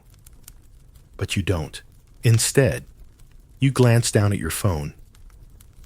You open a note and type "they cried when no one was watching." The sentence doesn't look like much, but it feels like a bridge. You imagine medieval tears soaking into wool sleeves. You imagine a girl leaning over her spindle, blinking too fast, pretending the itch in her eye is just dust from the flax. You imagine a mother, hands raw from the fields, who closes her eyes a second longer than needed before returning to the world. And you realize it's not just about sorrow. It's about dignity. Sometimes the only thing a woman could control was how she cried. Not when, not why, but how. And that was enough to keep going. You exhale softly. The woman near you rises her arms full of clean linen and walks out into the dim corridor. The room is still now, but it doesn't feel empty. It feels held. Like even in sadness, something is being kept warm. The rain continues, and so do you. The bathhouse is warmer than you'd expect. Not steamy exactly, but humid enough to soften the edges of your thoughts. Somewhere, water trickles down a worn spout into a wide wooden basin. The room smells of herbs, maybe thyme, maybe mint, and beneath that, the unmistakable musk of wet linen, old wood, and skin. You sit on a stone bench, back damp against the wall, and you listen. Because in this room, whispers carry more weight than water. In the medieval world, public bathhouses were rare, but not unknown, especially in cities. Even small towns might have one or two, often run by enterprising women or widow landladies who charged a few pennies for a warm soak, a scrub, or something less innocent. But for women, the bathhouse was more than hygiene. It was a moment of pause, a space between duties, a pocket of warmth in a cold, watchful world. The historical fact: medieval bathhouses, especially during the 12th to 14th centuries, were not just tolerated, they were often seen as signs of civic pride. Some were lavish with tiled floors and changing rooms. Others were humble with wooden tubs, shared ladles, and curtain partitions. In cities like Paris or Nuremberg, bathhouses were frequently co-ed, at least early on. But as the church's grip on public morality tightened, bathing became more gender-segregated, supervised, and shame-laced, especially for women. Still, the practice persisted because cleanliness, even in moderation, was associated with virtue and godliness. But so was silence. The quirky detail: Women often brought more than soap to the bathhouse. They brought secrets. In many towns, baths became informal spaces for gossip midwife recommendations, herbal remedies, and romantic confessions. A woman might whisper about a late period while her hair was being rinsed. Another might pass on a recipe to hide bruises with wormwood paste. Some even claimed certain bathhouse stones could draw out sin if you sat on them long enough, though whether that sin was spiritual or sensual, no one quite agreed. You shift your weight slightly on the stone slab beneath you. It's cool against your thighs, grounding. You imagine the women around you, not just in time, but in tone. Some laugh behind cupped hands. Others glance at the door every few moments, speaking in hushed tones about things that shouldn't be said at home. Things husbands didn't need to hear. Things priests would never understand. And you think for something so ordinary, this place feels quietly revolutionary. The academic debate. Did bathhouses truly empower women, or were they just another space of controlled exposure? Some scholars argue that medieval women used baths to reclaim a sliver of bodily autonomy, choosing when, how, and with whom they were seen. Others point out that these same spaces were frequently surveilled both literally and morally. In some cities, clerics placed windows above female bathrooms for supervision, and in others, women were banned from bathing without a male relative's approval. So was it freedom, or just freedom-shaped? You dip your fingers in the water beside you. It's warm, mineral-slicked, and carries the faint aroma of lavender. Not the artificial scent of bottled soap, but real lavender, crushed and steeped in linen, probably tied in a bundle, and dropped into the basin by some apprentice girl. You picture her now, maybe 14, maybe less, learning how to keep water at just the right temperature. Not too hot, not too cold, just enough to soften the calluses and keep the stories flowing. Because the water isn't the only thing that moves here. Words do too. A woman across from you leans close to her neighbor and murmurs something you can't hear. The other woman laughs, but not loudly. Just a quick, breathy chuckle, the kind that could mean anything. You wonder what they're saying. Maybe they're talking about love, or betrayal, or a stubborn stain that won't come out of flax cloth. Or maybe, like you, they're just glad to be somewhere no one is asking anything of them. You take a breath and let your eyes close for a moment. Because here, no one is watching. Not really. Not the way they do in the market. Not like in church.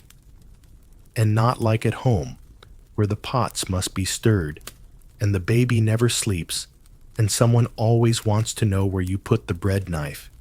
Here you're just a body, just a breath, just another woman in the mist, wrapped in nothing but steam and your own thoughts.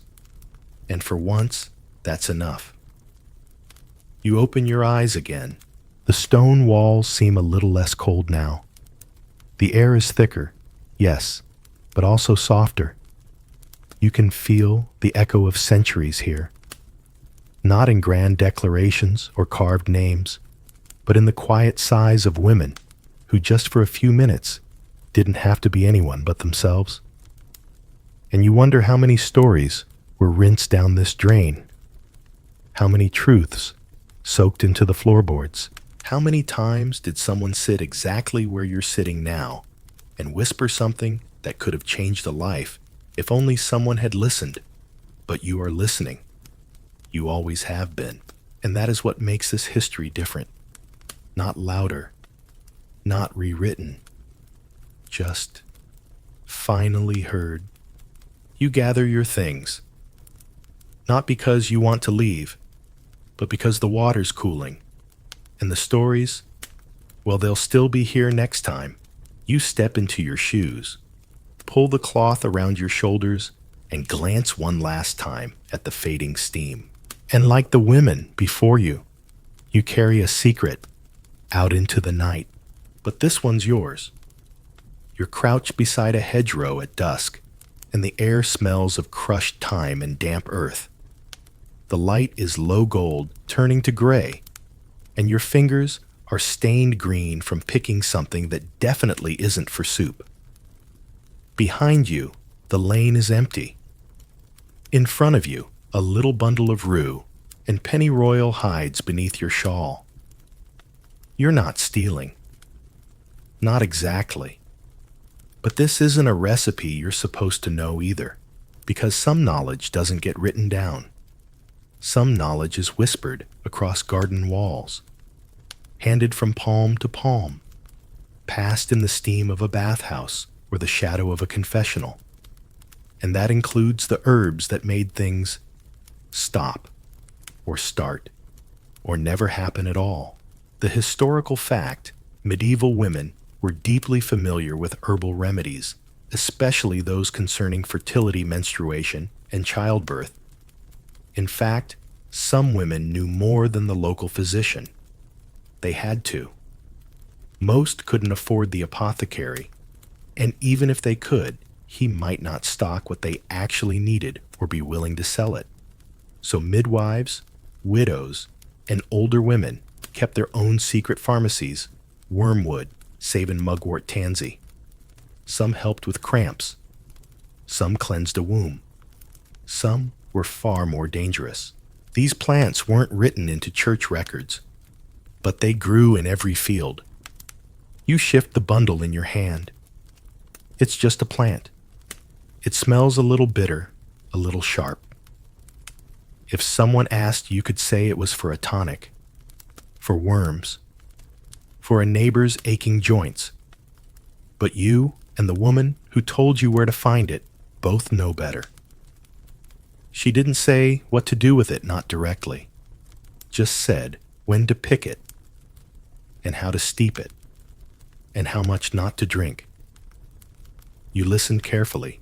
The quirky detail, pennyroyal was used in everything from flea repellent to birth control tea. But it also shows up in medieval cookbooks, yes, cookbooks, right beside recipes for eel pie and roasted swan. Some scholars believe this double life helped women hide their intentions. If a priest sniffed a pot of herbs and recognized something medicinal, he might be suspicious. But if it smelled like dinner, just a curious cook. In some regions, especially the Low Countries and parts of southern France, women grew moon gardens, small patches of herbs designed to influence the body's rhythm. These weren't hidden exactly, but they weren't openly explained either. A patch of tansy might be planted right beside lavender, one for relaxing, one for bleeding, and both were perfectly lovely to look at. You imagine yours now, a quiet corner behind the house, tucked between the goose pen and the wall. No sign, no label, just a space where the useful things grow. A space where you can reach for what you need when no one else is willing to help. The academic debate. Were medieval women practicing a kind of informal medicine, or was it proto-scientific resistance?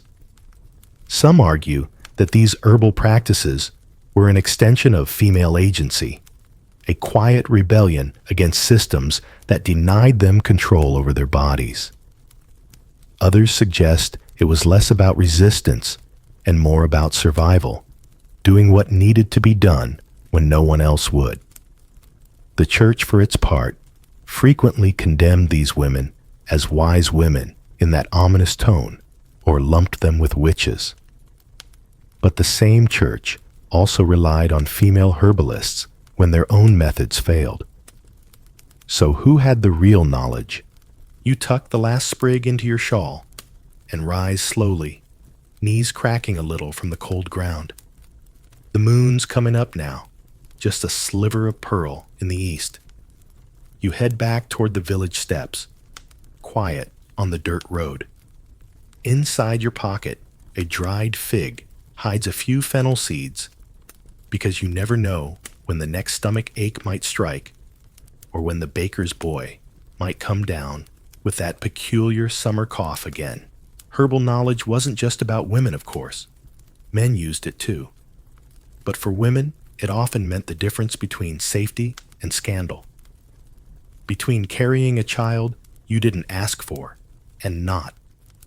Between healing from a birth and not. And since their options were limited, no legal recourse, no vote, no complaint, forms, women grew their solutions in the soil. And if the church didn't like it, well, the church didn't ask what was in the tea. You pass a cottage now. A candle flickers behind the shutters. Maybe there's a woman inside boiling her own pot of something too dark to be soup. Maybe it's just onion broth. Maybe it's not. Maybe she's thinking about the same thing you are. How strange it is that some of the most powerful tools in a woman's life can fit in the palm of her hand, wrapped in twine and smelling faintly of mint and warning. You walk on. No one stops you. Because no one knows. That's how it works. And that's how it lasts. Some knowledge is meant to be shared in whispers steeped in water and passed through generations, like a story no one quite remembers starting. But someone always keeps telling it. And now you know one more line. You glance up at the sky, and there she is, silver, round, soft-edged like a loaf, pulled just early from the oven. The moon. She's not just a light in the dark. She's a clock, a guardian, a private midwife watching from above. In medieval life, especially for women, the moon was more than a phase or a poetic flourish. It was a signal. It was a whisper that something in your body was or wasn't right. Because when no one told you how your cycle worked, the moon quietly did. The historical fact. In much of medieval Europe, women tracked their menstrual cycles by the moon.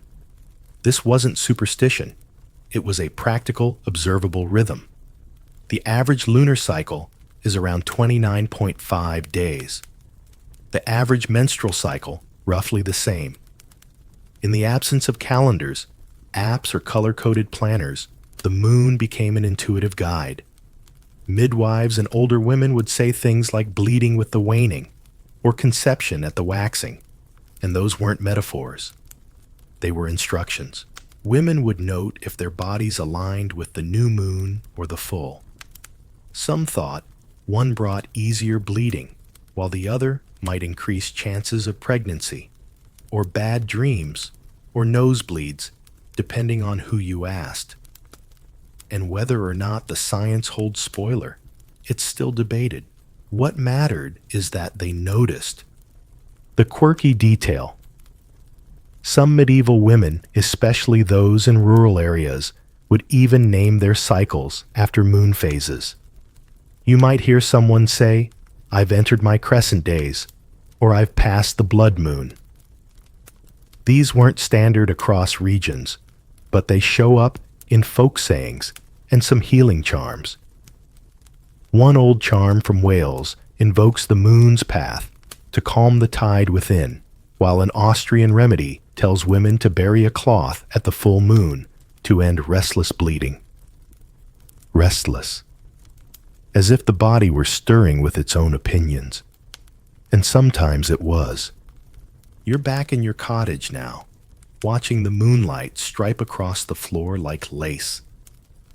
Maybe you've lit a beeswax taper. Maybe the hearth is just low enough to keep the room amber. Your belly aches a little, nothing dramatic, just a cramp behind your hips. You know what's coming. Or rather, what isn't. This month the moon kept rising, and your blood didn't. That's when the questions begin. Because in a world without certainty, missing a moon meant more than delay, it meant possibility, danger, or fear. The academic debate. Did women in the medieval period actually understand fertility in a scientific sense, Or were they relying on symbolic correlations? That's the heart of a long-standing debate among historians. Some argue that while medical knowledge of ovulation was minimal and sperm was still thought to contain fully formed miniature humans, women's tracking of their own bodies shows a kind of empirical lived science.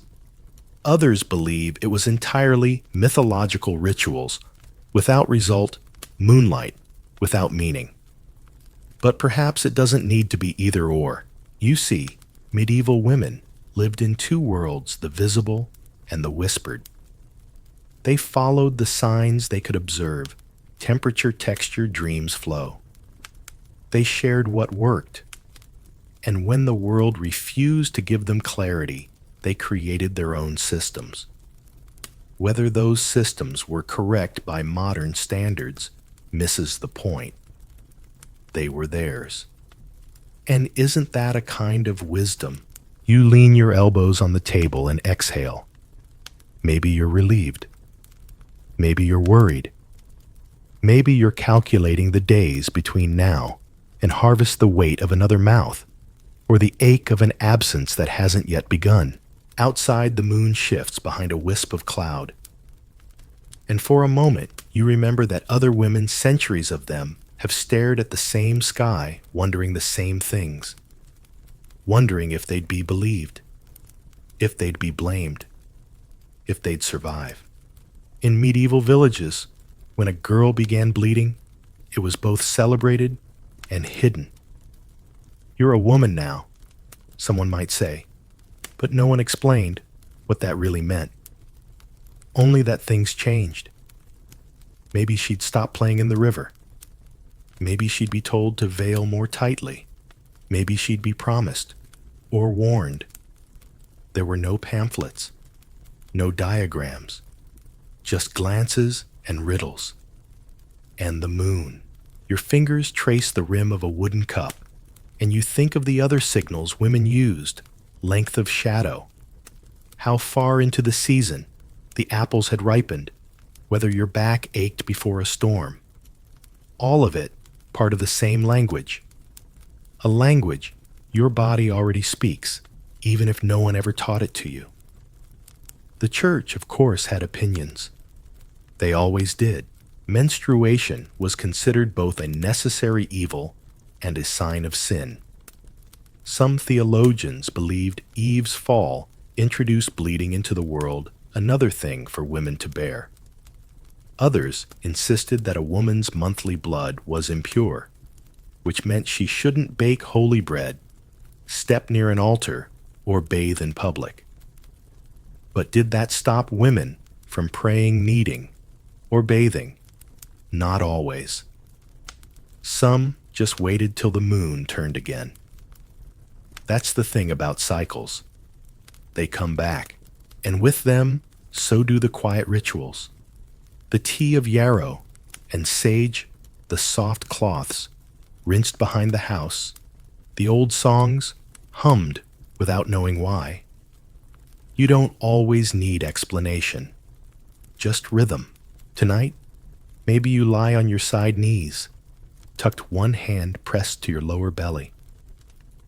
You're not sure if this is a blessing or a burden, but the ache is familiar, and the moonlight, pale as milk, pours in through the shutters, reminding you that this, too, is part of a pattern older than any law or book. You'll rise tomorrow. You'll feed the hens. You'll carry water. You'll count the days until the next full moon and the one after that. Because even if no one taught you how to read a calendar, you were born knowing how to read the sky.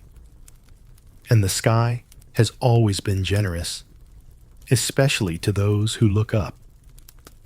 You don't talk about it because you don't have to. One look, one pause at the communal well, one hand resting lightly on the lower belly, and the women around you know. They've known before you did, and they won't say it aloud, either, not in words. Not here. This is the strange, comforting skill you never knew you were learning, the ability to speak without sound. Because in the medieval world, especially for women, silence was more than absence, it was signal. Here's your historical truth. Silence for women was not always powerlessness. It could also be protection. In medieval Europe, especially for those married or cloistered, there were things you simply could not say. Not about your desires, not about your pain, and certainly not about your doubts. But that didn't mean those feelings disappeared. They simply became encoded into other things, the way you folded your linen, the verses you stitched into your sampler, the songs you hummed while grinding herbs. Think of silence not as a void, but as a language with different grammar. Take the widow in the corner house, the one who burns rosemary at dusk. She never speaks of the bruises, never mentioned the bad blood her husband left behind, but she keeps a sprig of wormwood in her apron. That's not perfume, it's a ward. And every woman who's walked that same line knows exactly what it means. Now, for the quirky detail, in some parts of medieval France and Flanders, women used herbal wreaths not just for festivity or prayer, but as silent messages. Wearing tansy or rue woven into a hair braid might say you were unavailable. A tucked marigold could signal that your cycle was late. Lavender mixed with yarrow. A wish maybe, or a prayer for fertility, or maybe just a wish to be left alone. And no man knew. That was the point. You're watching the fire now. The way the embers glow, not unlike the unspoken things passed between women by the hearth. A glance, a hesitation before pouring wine, a laugh that doesn't quite reach the eyes. These were the channels women used when words could not be trusted, when saying the truth out loud might be punished, doubted, or simply erased. The church, of course, preferred you loud when confessing and silent otherwise. And when women did speak, especially about their bodies or their wants, those words were often filtered through the voices of men, priests, doctors, husbands, scribes. That means much of what we know today comes wrapped in someone else's language. But between those lines, there are gaps wide enough to carry secrets. The academic debate. Were medieval women truly voiceless? Or did they cultivate their own systems of communication, deliberately hidden from male scrutiny? Some scholars argue that the lack of female-authored records indicates suppression. Others suggest a deliberate act of resistance, an oral tradition, a visual language, a careful curating of what could be safely shared. You don't need to choose a side. You just have to imagine yourself at the spinning wheel. There's another woman beside you, working flax. She tells you about her neighbor's hens, but you hear something else. You hear the rhythm in her voice, the pause before neighbor, the tilt of her head when she says hens. It means the man is drinking again. It means be careful walking home. This kind of listening is second nature now. You weren't taught it, you absorbed it. And in the cloister, even nuns used this silent grammar. A novice who suddenly prays longer at the statue of Saint Apollonia. She's worried. The sister who weeps during lauds. She's not just mourning a saint. The abbess knows. The other women do too. But no one says anything not aloud, because in a world that names your truth as sin, silence can become sanctuary. You think back to a day not long ago. A village girl no older than 15 pressed a dried clover into your hand at market. Said nothing. Just smiled. You tucked it into your sleeve, and later found it still there, slightly crushed warm from your skin. That girl was telling you something. Maybe that she liked you, or trusted you, or hoped for something kinder than what her mother had. You didn't answer. You didn't need to. Now, centuries later, historians try to read these gestures like texts. They look at carvings on combs, patterns in embroidery, the verses women scribbled in the margins of prayer books. All fragments, all almost whispers, a lost language of the unseen. But you're fluent, because even now, lying in bed, with your thoughts softening and your limbs warm under the wool, you can recall the way your grandmother once stirred soup in silence, how her hands moved in slow circles, how she sighed not with sadness but recognition. There was a whole conversation in that exhale. You just didn't know how to hear it yet. Now you do. And you begin to wonder how much of history has been lived in silence, not forgotten, but never written down. How many prayers were whispered into pillows? How many warnings carried in the lace of a sleeve? How many dreams wrapped in lavender, pressed between pages of a book no one would ever open? Tonight, you don't need to say anything.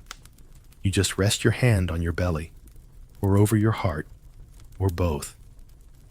And you remember, silence isn't empty. It's full of meaning if you know how to listen. And maybe the moon is rising again. Maybe she's listening too. You lie in the quiet, listening to the soft creak of the bed, and the way the wind folds itself around the shutters, and you wonder if you were born, someone else would your night have felt different. In the medieval world, love, intimacy, and survival all slept in different rooms, depending on where you stood in the long, splintering ladder of class. You've seen it, of course. The noble lady with her delicate linen sleeves lounging beneath painted beams, her hair perfumed with rosewater. Her bed is carved from walnut wood and warmed by a brazier near her feet. Her nightgown is stitched with gold thread, her chambermaid close by, whispering prayers or gossip or both.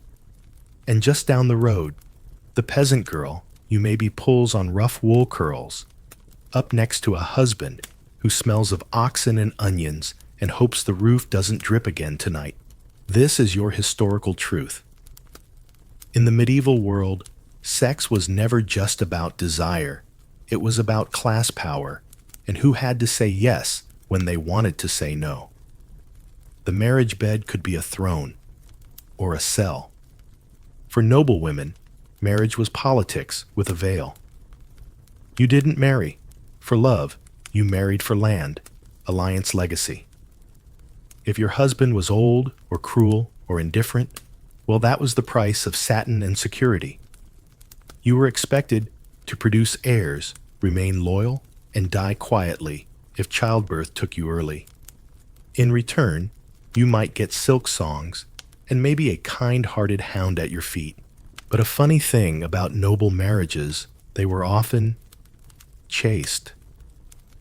Many high-born couples slept apart, especially outside of the necessary times for conception. A noble woman might live with more luxury, but less touch. Now shift the candlelight to the peasant woman. Her bed was likely a shared one, children at her feet, livestock in the corner. Her nights were not quiet, and her labor did not stop after sundown. She cooked, mended, bled, birthed, and sometimes still had to lie back at the end of it all. And unlike the noble woman, she had no chamber door to close, no midwife on call, no priest to plead for mercy. But here's the twist. The peasant woman may have had more freedom in her intimacy. Less scrutiny, fewer treaties stitched into her body. She might marry for companionship, for shared work, for community ties.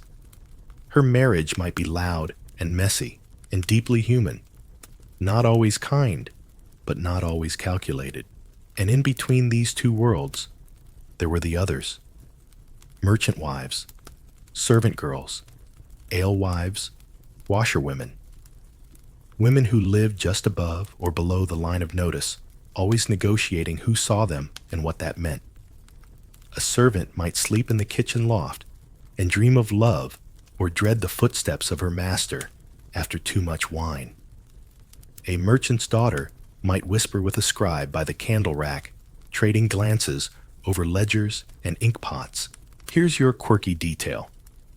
In 14th century England, there were actual laws regulating who could wear what in bed.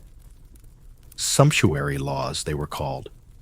A butcher's wife couldn't wear silk. A maid couldn't wear squirrel fur. Even sleepwear carried class stitched into every thread. And while it may sound absurd, now back then, it was deadly serious. To wear above your station was not just vanity, it was treasonous fashion. Let's touch on the debate now. Soft as the straw, under a peasant's mattress. Did intimacy get better as you moved up the social scale? Some scholars say, yes, more privacy, more leisure, fewer pregnancies. But others argue the opposite, that emotional satisfaction and genuine affection were more likely to be found among those with less to lose. When your marriage isn't a treaty, your heart might sneak in. There's no consensus. Only questions whispered between linen folds. You trace your fingers along the edge of a blanket that might have once belonged to someone else. You think about how many women of all ranks lay under covers and dreamed the same things: safety, softness, warmth. Maybe love. Maybe escape. There are stories from noble courts about women who wrote poetry to lovers they couldn't have. There are tales from taverns of girls who chose laughter over loyalty. And then there are records, cold-inked records of women punished for stepping out of bounds, loving wrong, desiring too freely. But there were also quiet victories. The peasant woman who bartered for herbs that let her control when a child came. The merchant's wife who saved enough coin to buy her own bed. The servant who ran, not walked into the arms of someone who treated her like a person, not a possession. And sometimes, when the stars tilted just right, even a noble lady found a way to choose. You sit with that, with all of it. The weight of hierarchy, yes, but also the invisible threads women wove between class and touch, between duty and dreams. And you realize something? Even in a world so tightly stitched with rules, desire still leaked through, like light through shutters, like water through stone. You shift again in the bed. The covers are softer now, or maybe you are.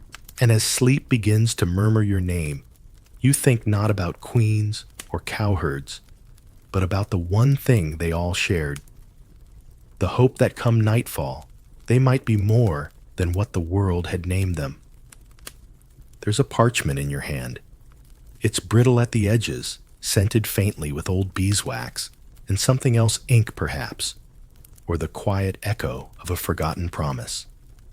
You don't know the Latin phrases etched across its folds, but you understand its meaning. This is not just a marriage. It's a contract. And every contract, even in the medieval world, had fine print. Tonight, you're not simply a wife. You're a participant in a long and often ridiculous game of legal gymnastics, where love was a secondary concern and loopholes were as sacred as vows. Because in the Middle Ages, when the church said marriage was forever, people got very creative about making forever fit into, until this becomes inconvenient. Let's start with a peculiar fact. You could be legally married without ever having met your spouse. Welcome to the world of marriage. By proxy, a ceremony where someone else could stand in for the groom place, a ring on your finger, and say the words on his behalf. Romantic? Not quite. But practical, for a merchant sealing a deal abroad, or a nobleman too ill or disinterested to attend his own wedding. Here's where it gets even more tangled. You might think that once the church blessed the union, it was sealed forever. But not so fast. There were annulments, a kind of legal undoing that said essentially, this never really counted. Grounds for annulment included consanguinity being too closely related, lack of consent, impotence, or pre-existing marriage to someone else. Yes, you could be married to two people and then argue that one didn't count. And this led to some deeply strange cases. Imagine a woman arguing that she never meant to be married because the candle was too dim and she couldn't see who she was agreeing to. Or that she thought consent didn't count unless the bed was involved. Or, and this is real, that the couple exchanged vows as a joke, and thus the union was invalid. Medieval lawyers kept busy. Let's pause for a quirky detail. In certain parts of Europe, marriage hand fasting was done by clasping hands and agreeing to be married for a year and a day. If at the end of that period, both parties still agreed, it became permanent. If not, you parted ways with no further obligation. It was medieval trial marriage, like renting a spouse before buying. And yet, while men often shaped these laws, women were not always passive within them. Some learned to manipulate legal customs with quiet brilliance. Take the case of the noblewoman who refused to consummate her marriage unless her dowry terms were renegotiated. Or the merchant's daughter who secretly had her marriage declared invalid due to non-consummation, then promptly remarried someone of her choosing. There were women who filed consent disputes, arguing that they were too young, too coerced, or simply not present when the marriage was declared. And occasionally, church courts ruled in their favor. It wasn't common, but it happened. And when it did, it cracked open the idea that medieval women were always voiceless in their fates. This brings us to a soft, lingering debate among scholars. Were these loopholes forms of resistance, or were they just tools of the privileged?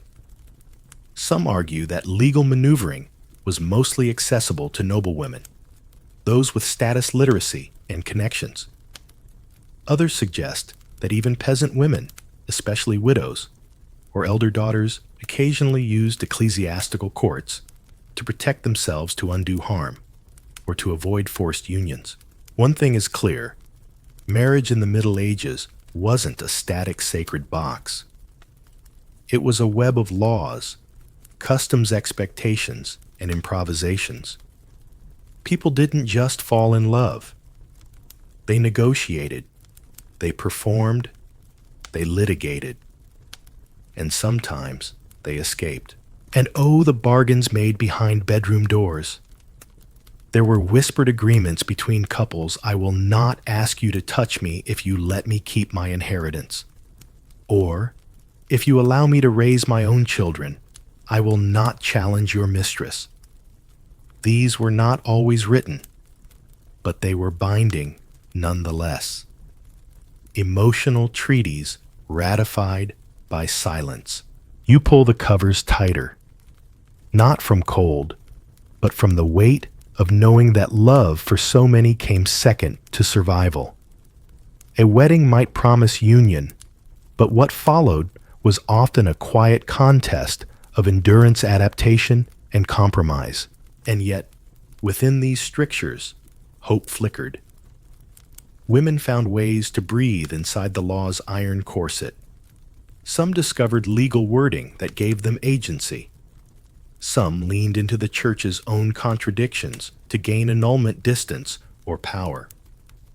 Some used their reputation, carefully crafted to escape or redirect their fates. Imagine for a moment a young bride in a distant town who learns that her marriage might be declared null if her husband can't perform. She visits the priest. She answers the required questions, and she walks away free. not because of romance, but because she understood the system better than it understood her. Now think of a widow who refuses to remarry despite pressure. She claims her dower rights land, livestock, and quiet, and guards it fiercely. She's done with negotiation. Her life is her own now. And finally, the girl who trades vows in secret, who writes her own promises on a scrap of cloth hidden in a locket. Her marriage may not be recognized by law, or land, or lineage, but it is hers, and in the candlelit hush of night, that means everything. So here, you lie nestled in a story of parchments and promises of bargains whispered in bedchambers and loopholes etched into the margins of medieval law. You understand now that even in a world of strict lines, love, desire, defiance, longing still found a way to scribble between them. And as your breath softens, you begin to dream not just of what was, but of what might have been if the ink had favored women more. You are alone finally, but not truly lonely. The room is still, the shutters drawn, and only the sound of a distant breeze stirs the rushes on the floor. The fire in the hearth has burned low, leaving a soft red glow across the stones. And there, in the dark, something flickers inside you too. Not fear, not duty, not even grief. Just the small, stubborn flame of wanting something more. It isn't always easy to name this wanting. You've been told it's improper, that your role is to endure, to keep the house, to obey, to bear. But desire, that complicated, inconvenient thing, is not so easily banished by sermon or silence. And in medieval times, for women like you, wanting was its own form of quiet rebellion. You see, in a world shaped by laws and prayers and household accounts, the mere act of imagining another kind of life could be subversive.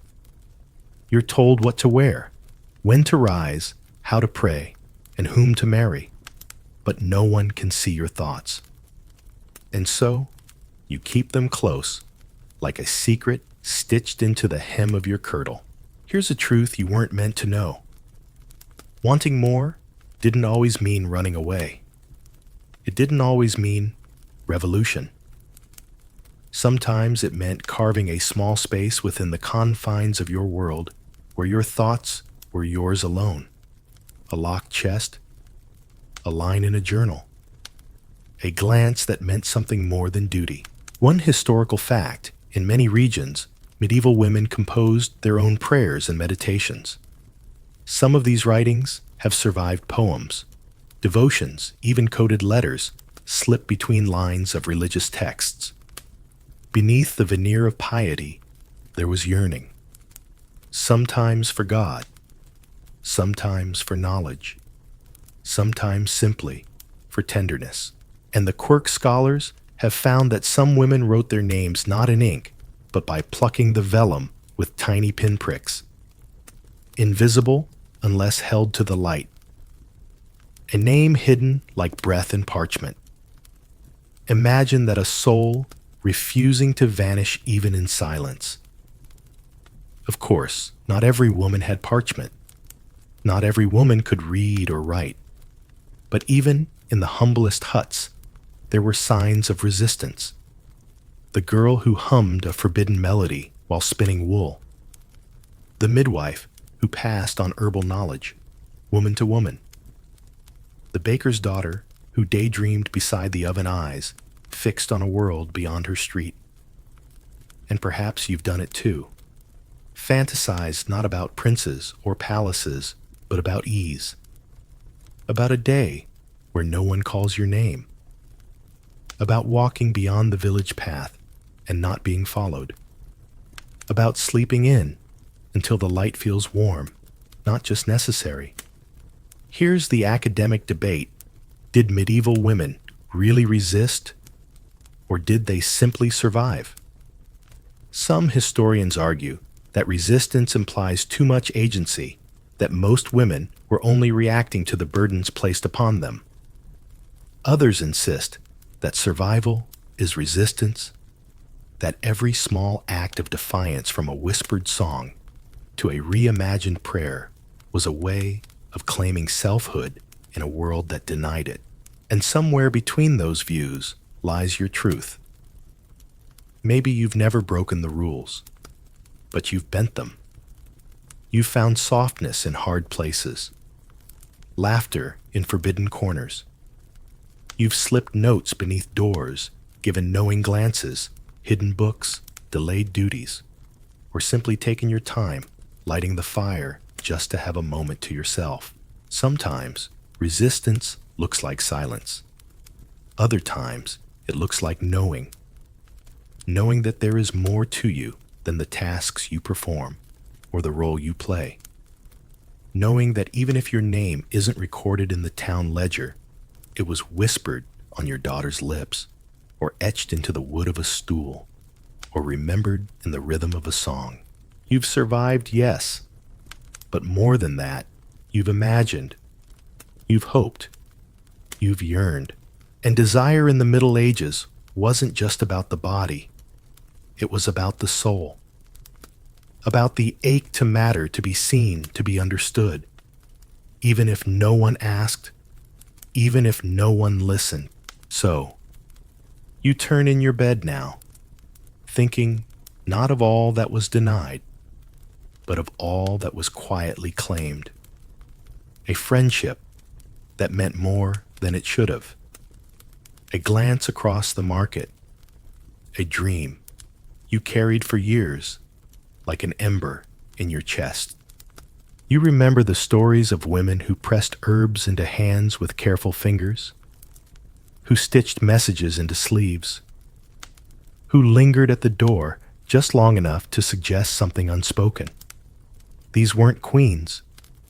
They were not saints. They were women like you, and they wanted more. And wanting in a world of rules was sometimes the boldest act of all. So let your eyes grow heavy now. You've traveled through centuries of silence and sound. You've walked beside women who bore much, who asked little, and who still dared to want something beyond the night. Let that wanting settle in your chest, not as a burden, but as a light. Something warm, something ancient, something defiantly yours. The story draws to a close, now softer than a candle flicker, and gentler than the hush of linen settling on straw. You've wandered through the hidden chambers of the past, followed the footsteps of royal women and peasant daughters, midwives, mistresses, nuns, and dreamers. You've sat beside hearths, listened through tapestry walls, and heard what history rarely says aloud. And through it all, you've kept company with their quiet defiance, their whispered hopes, and their untold desires. Because history isn't just a scroll of battles and kings. It's also the sound of a woman breathing in the dark, thinking a thought no one can take from her. Maybe tonight, as you rest, you feel a little more connected to them, to the ones who came before, not in grandeur, but in grit, in humor, in warmth. They didn't all leave names, but they left echoes. And you listening now have picked up the thread. So let yourself relax. The story doesn't need a sharp ending. It lingers like spice in the air after bread is baked, like the afterglow of a candle blown out. Take a breath. Let your body feel the weight of stillness. The world will be there in the morning. That's the story. For tonight, may your dreams be filled with wonder and peace.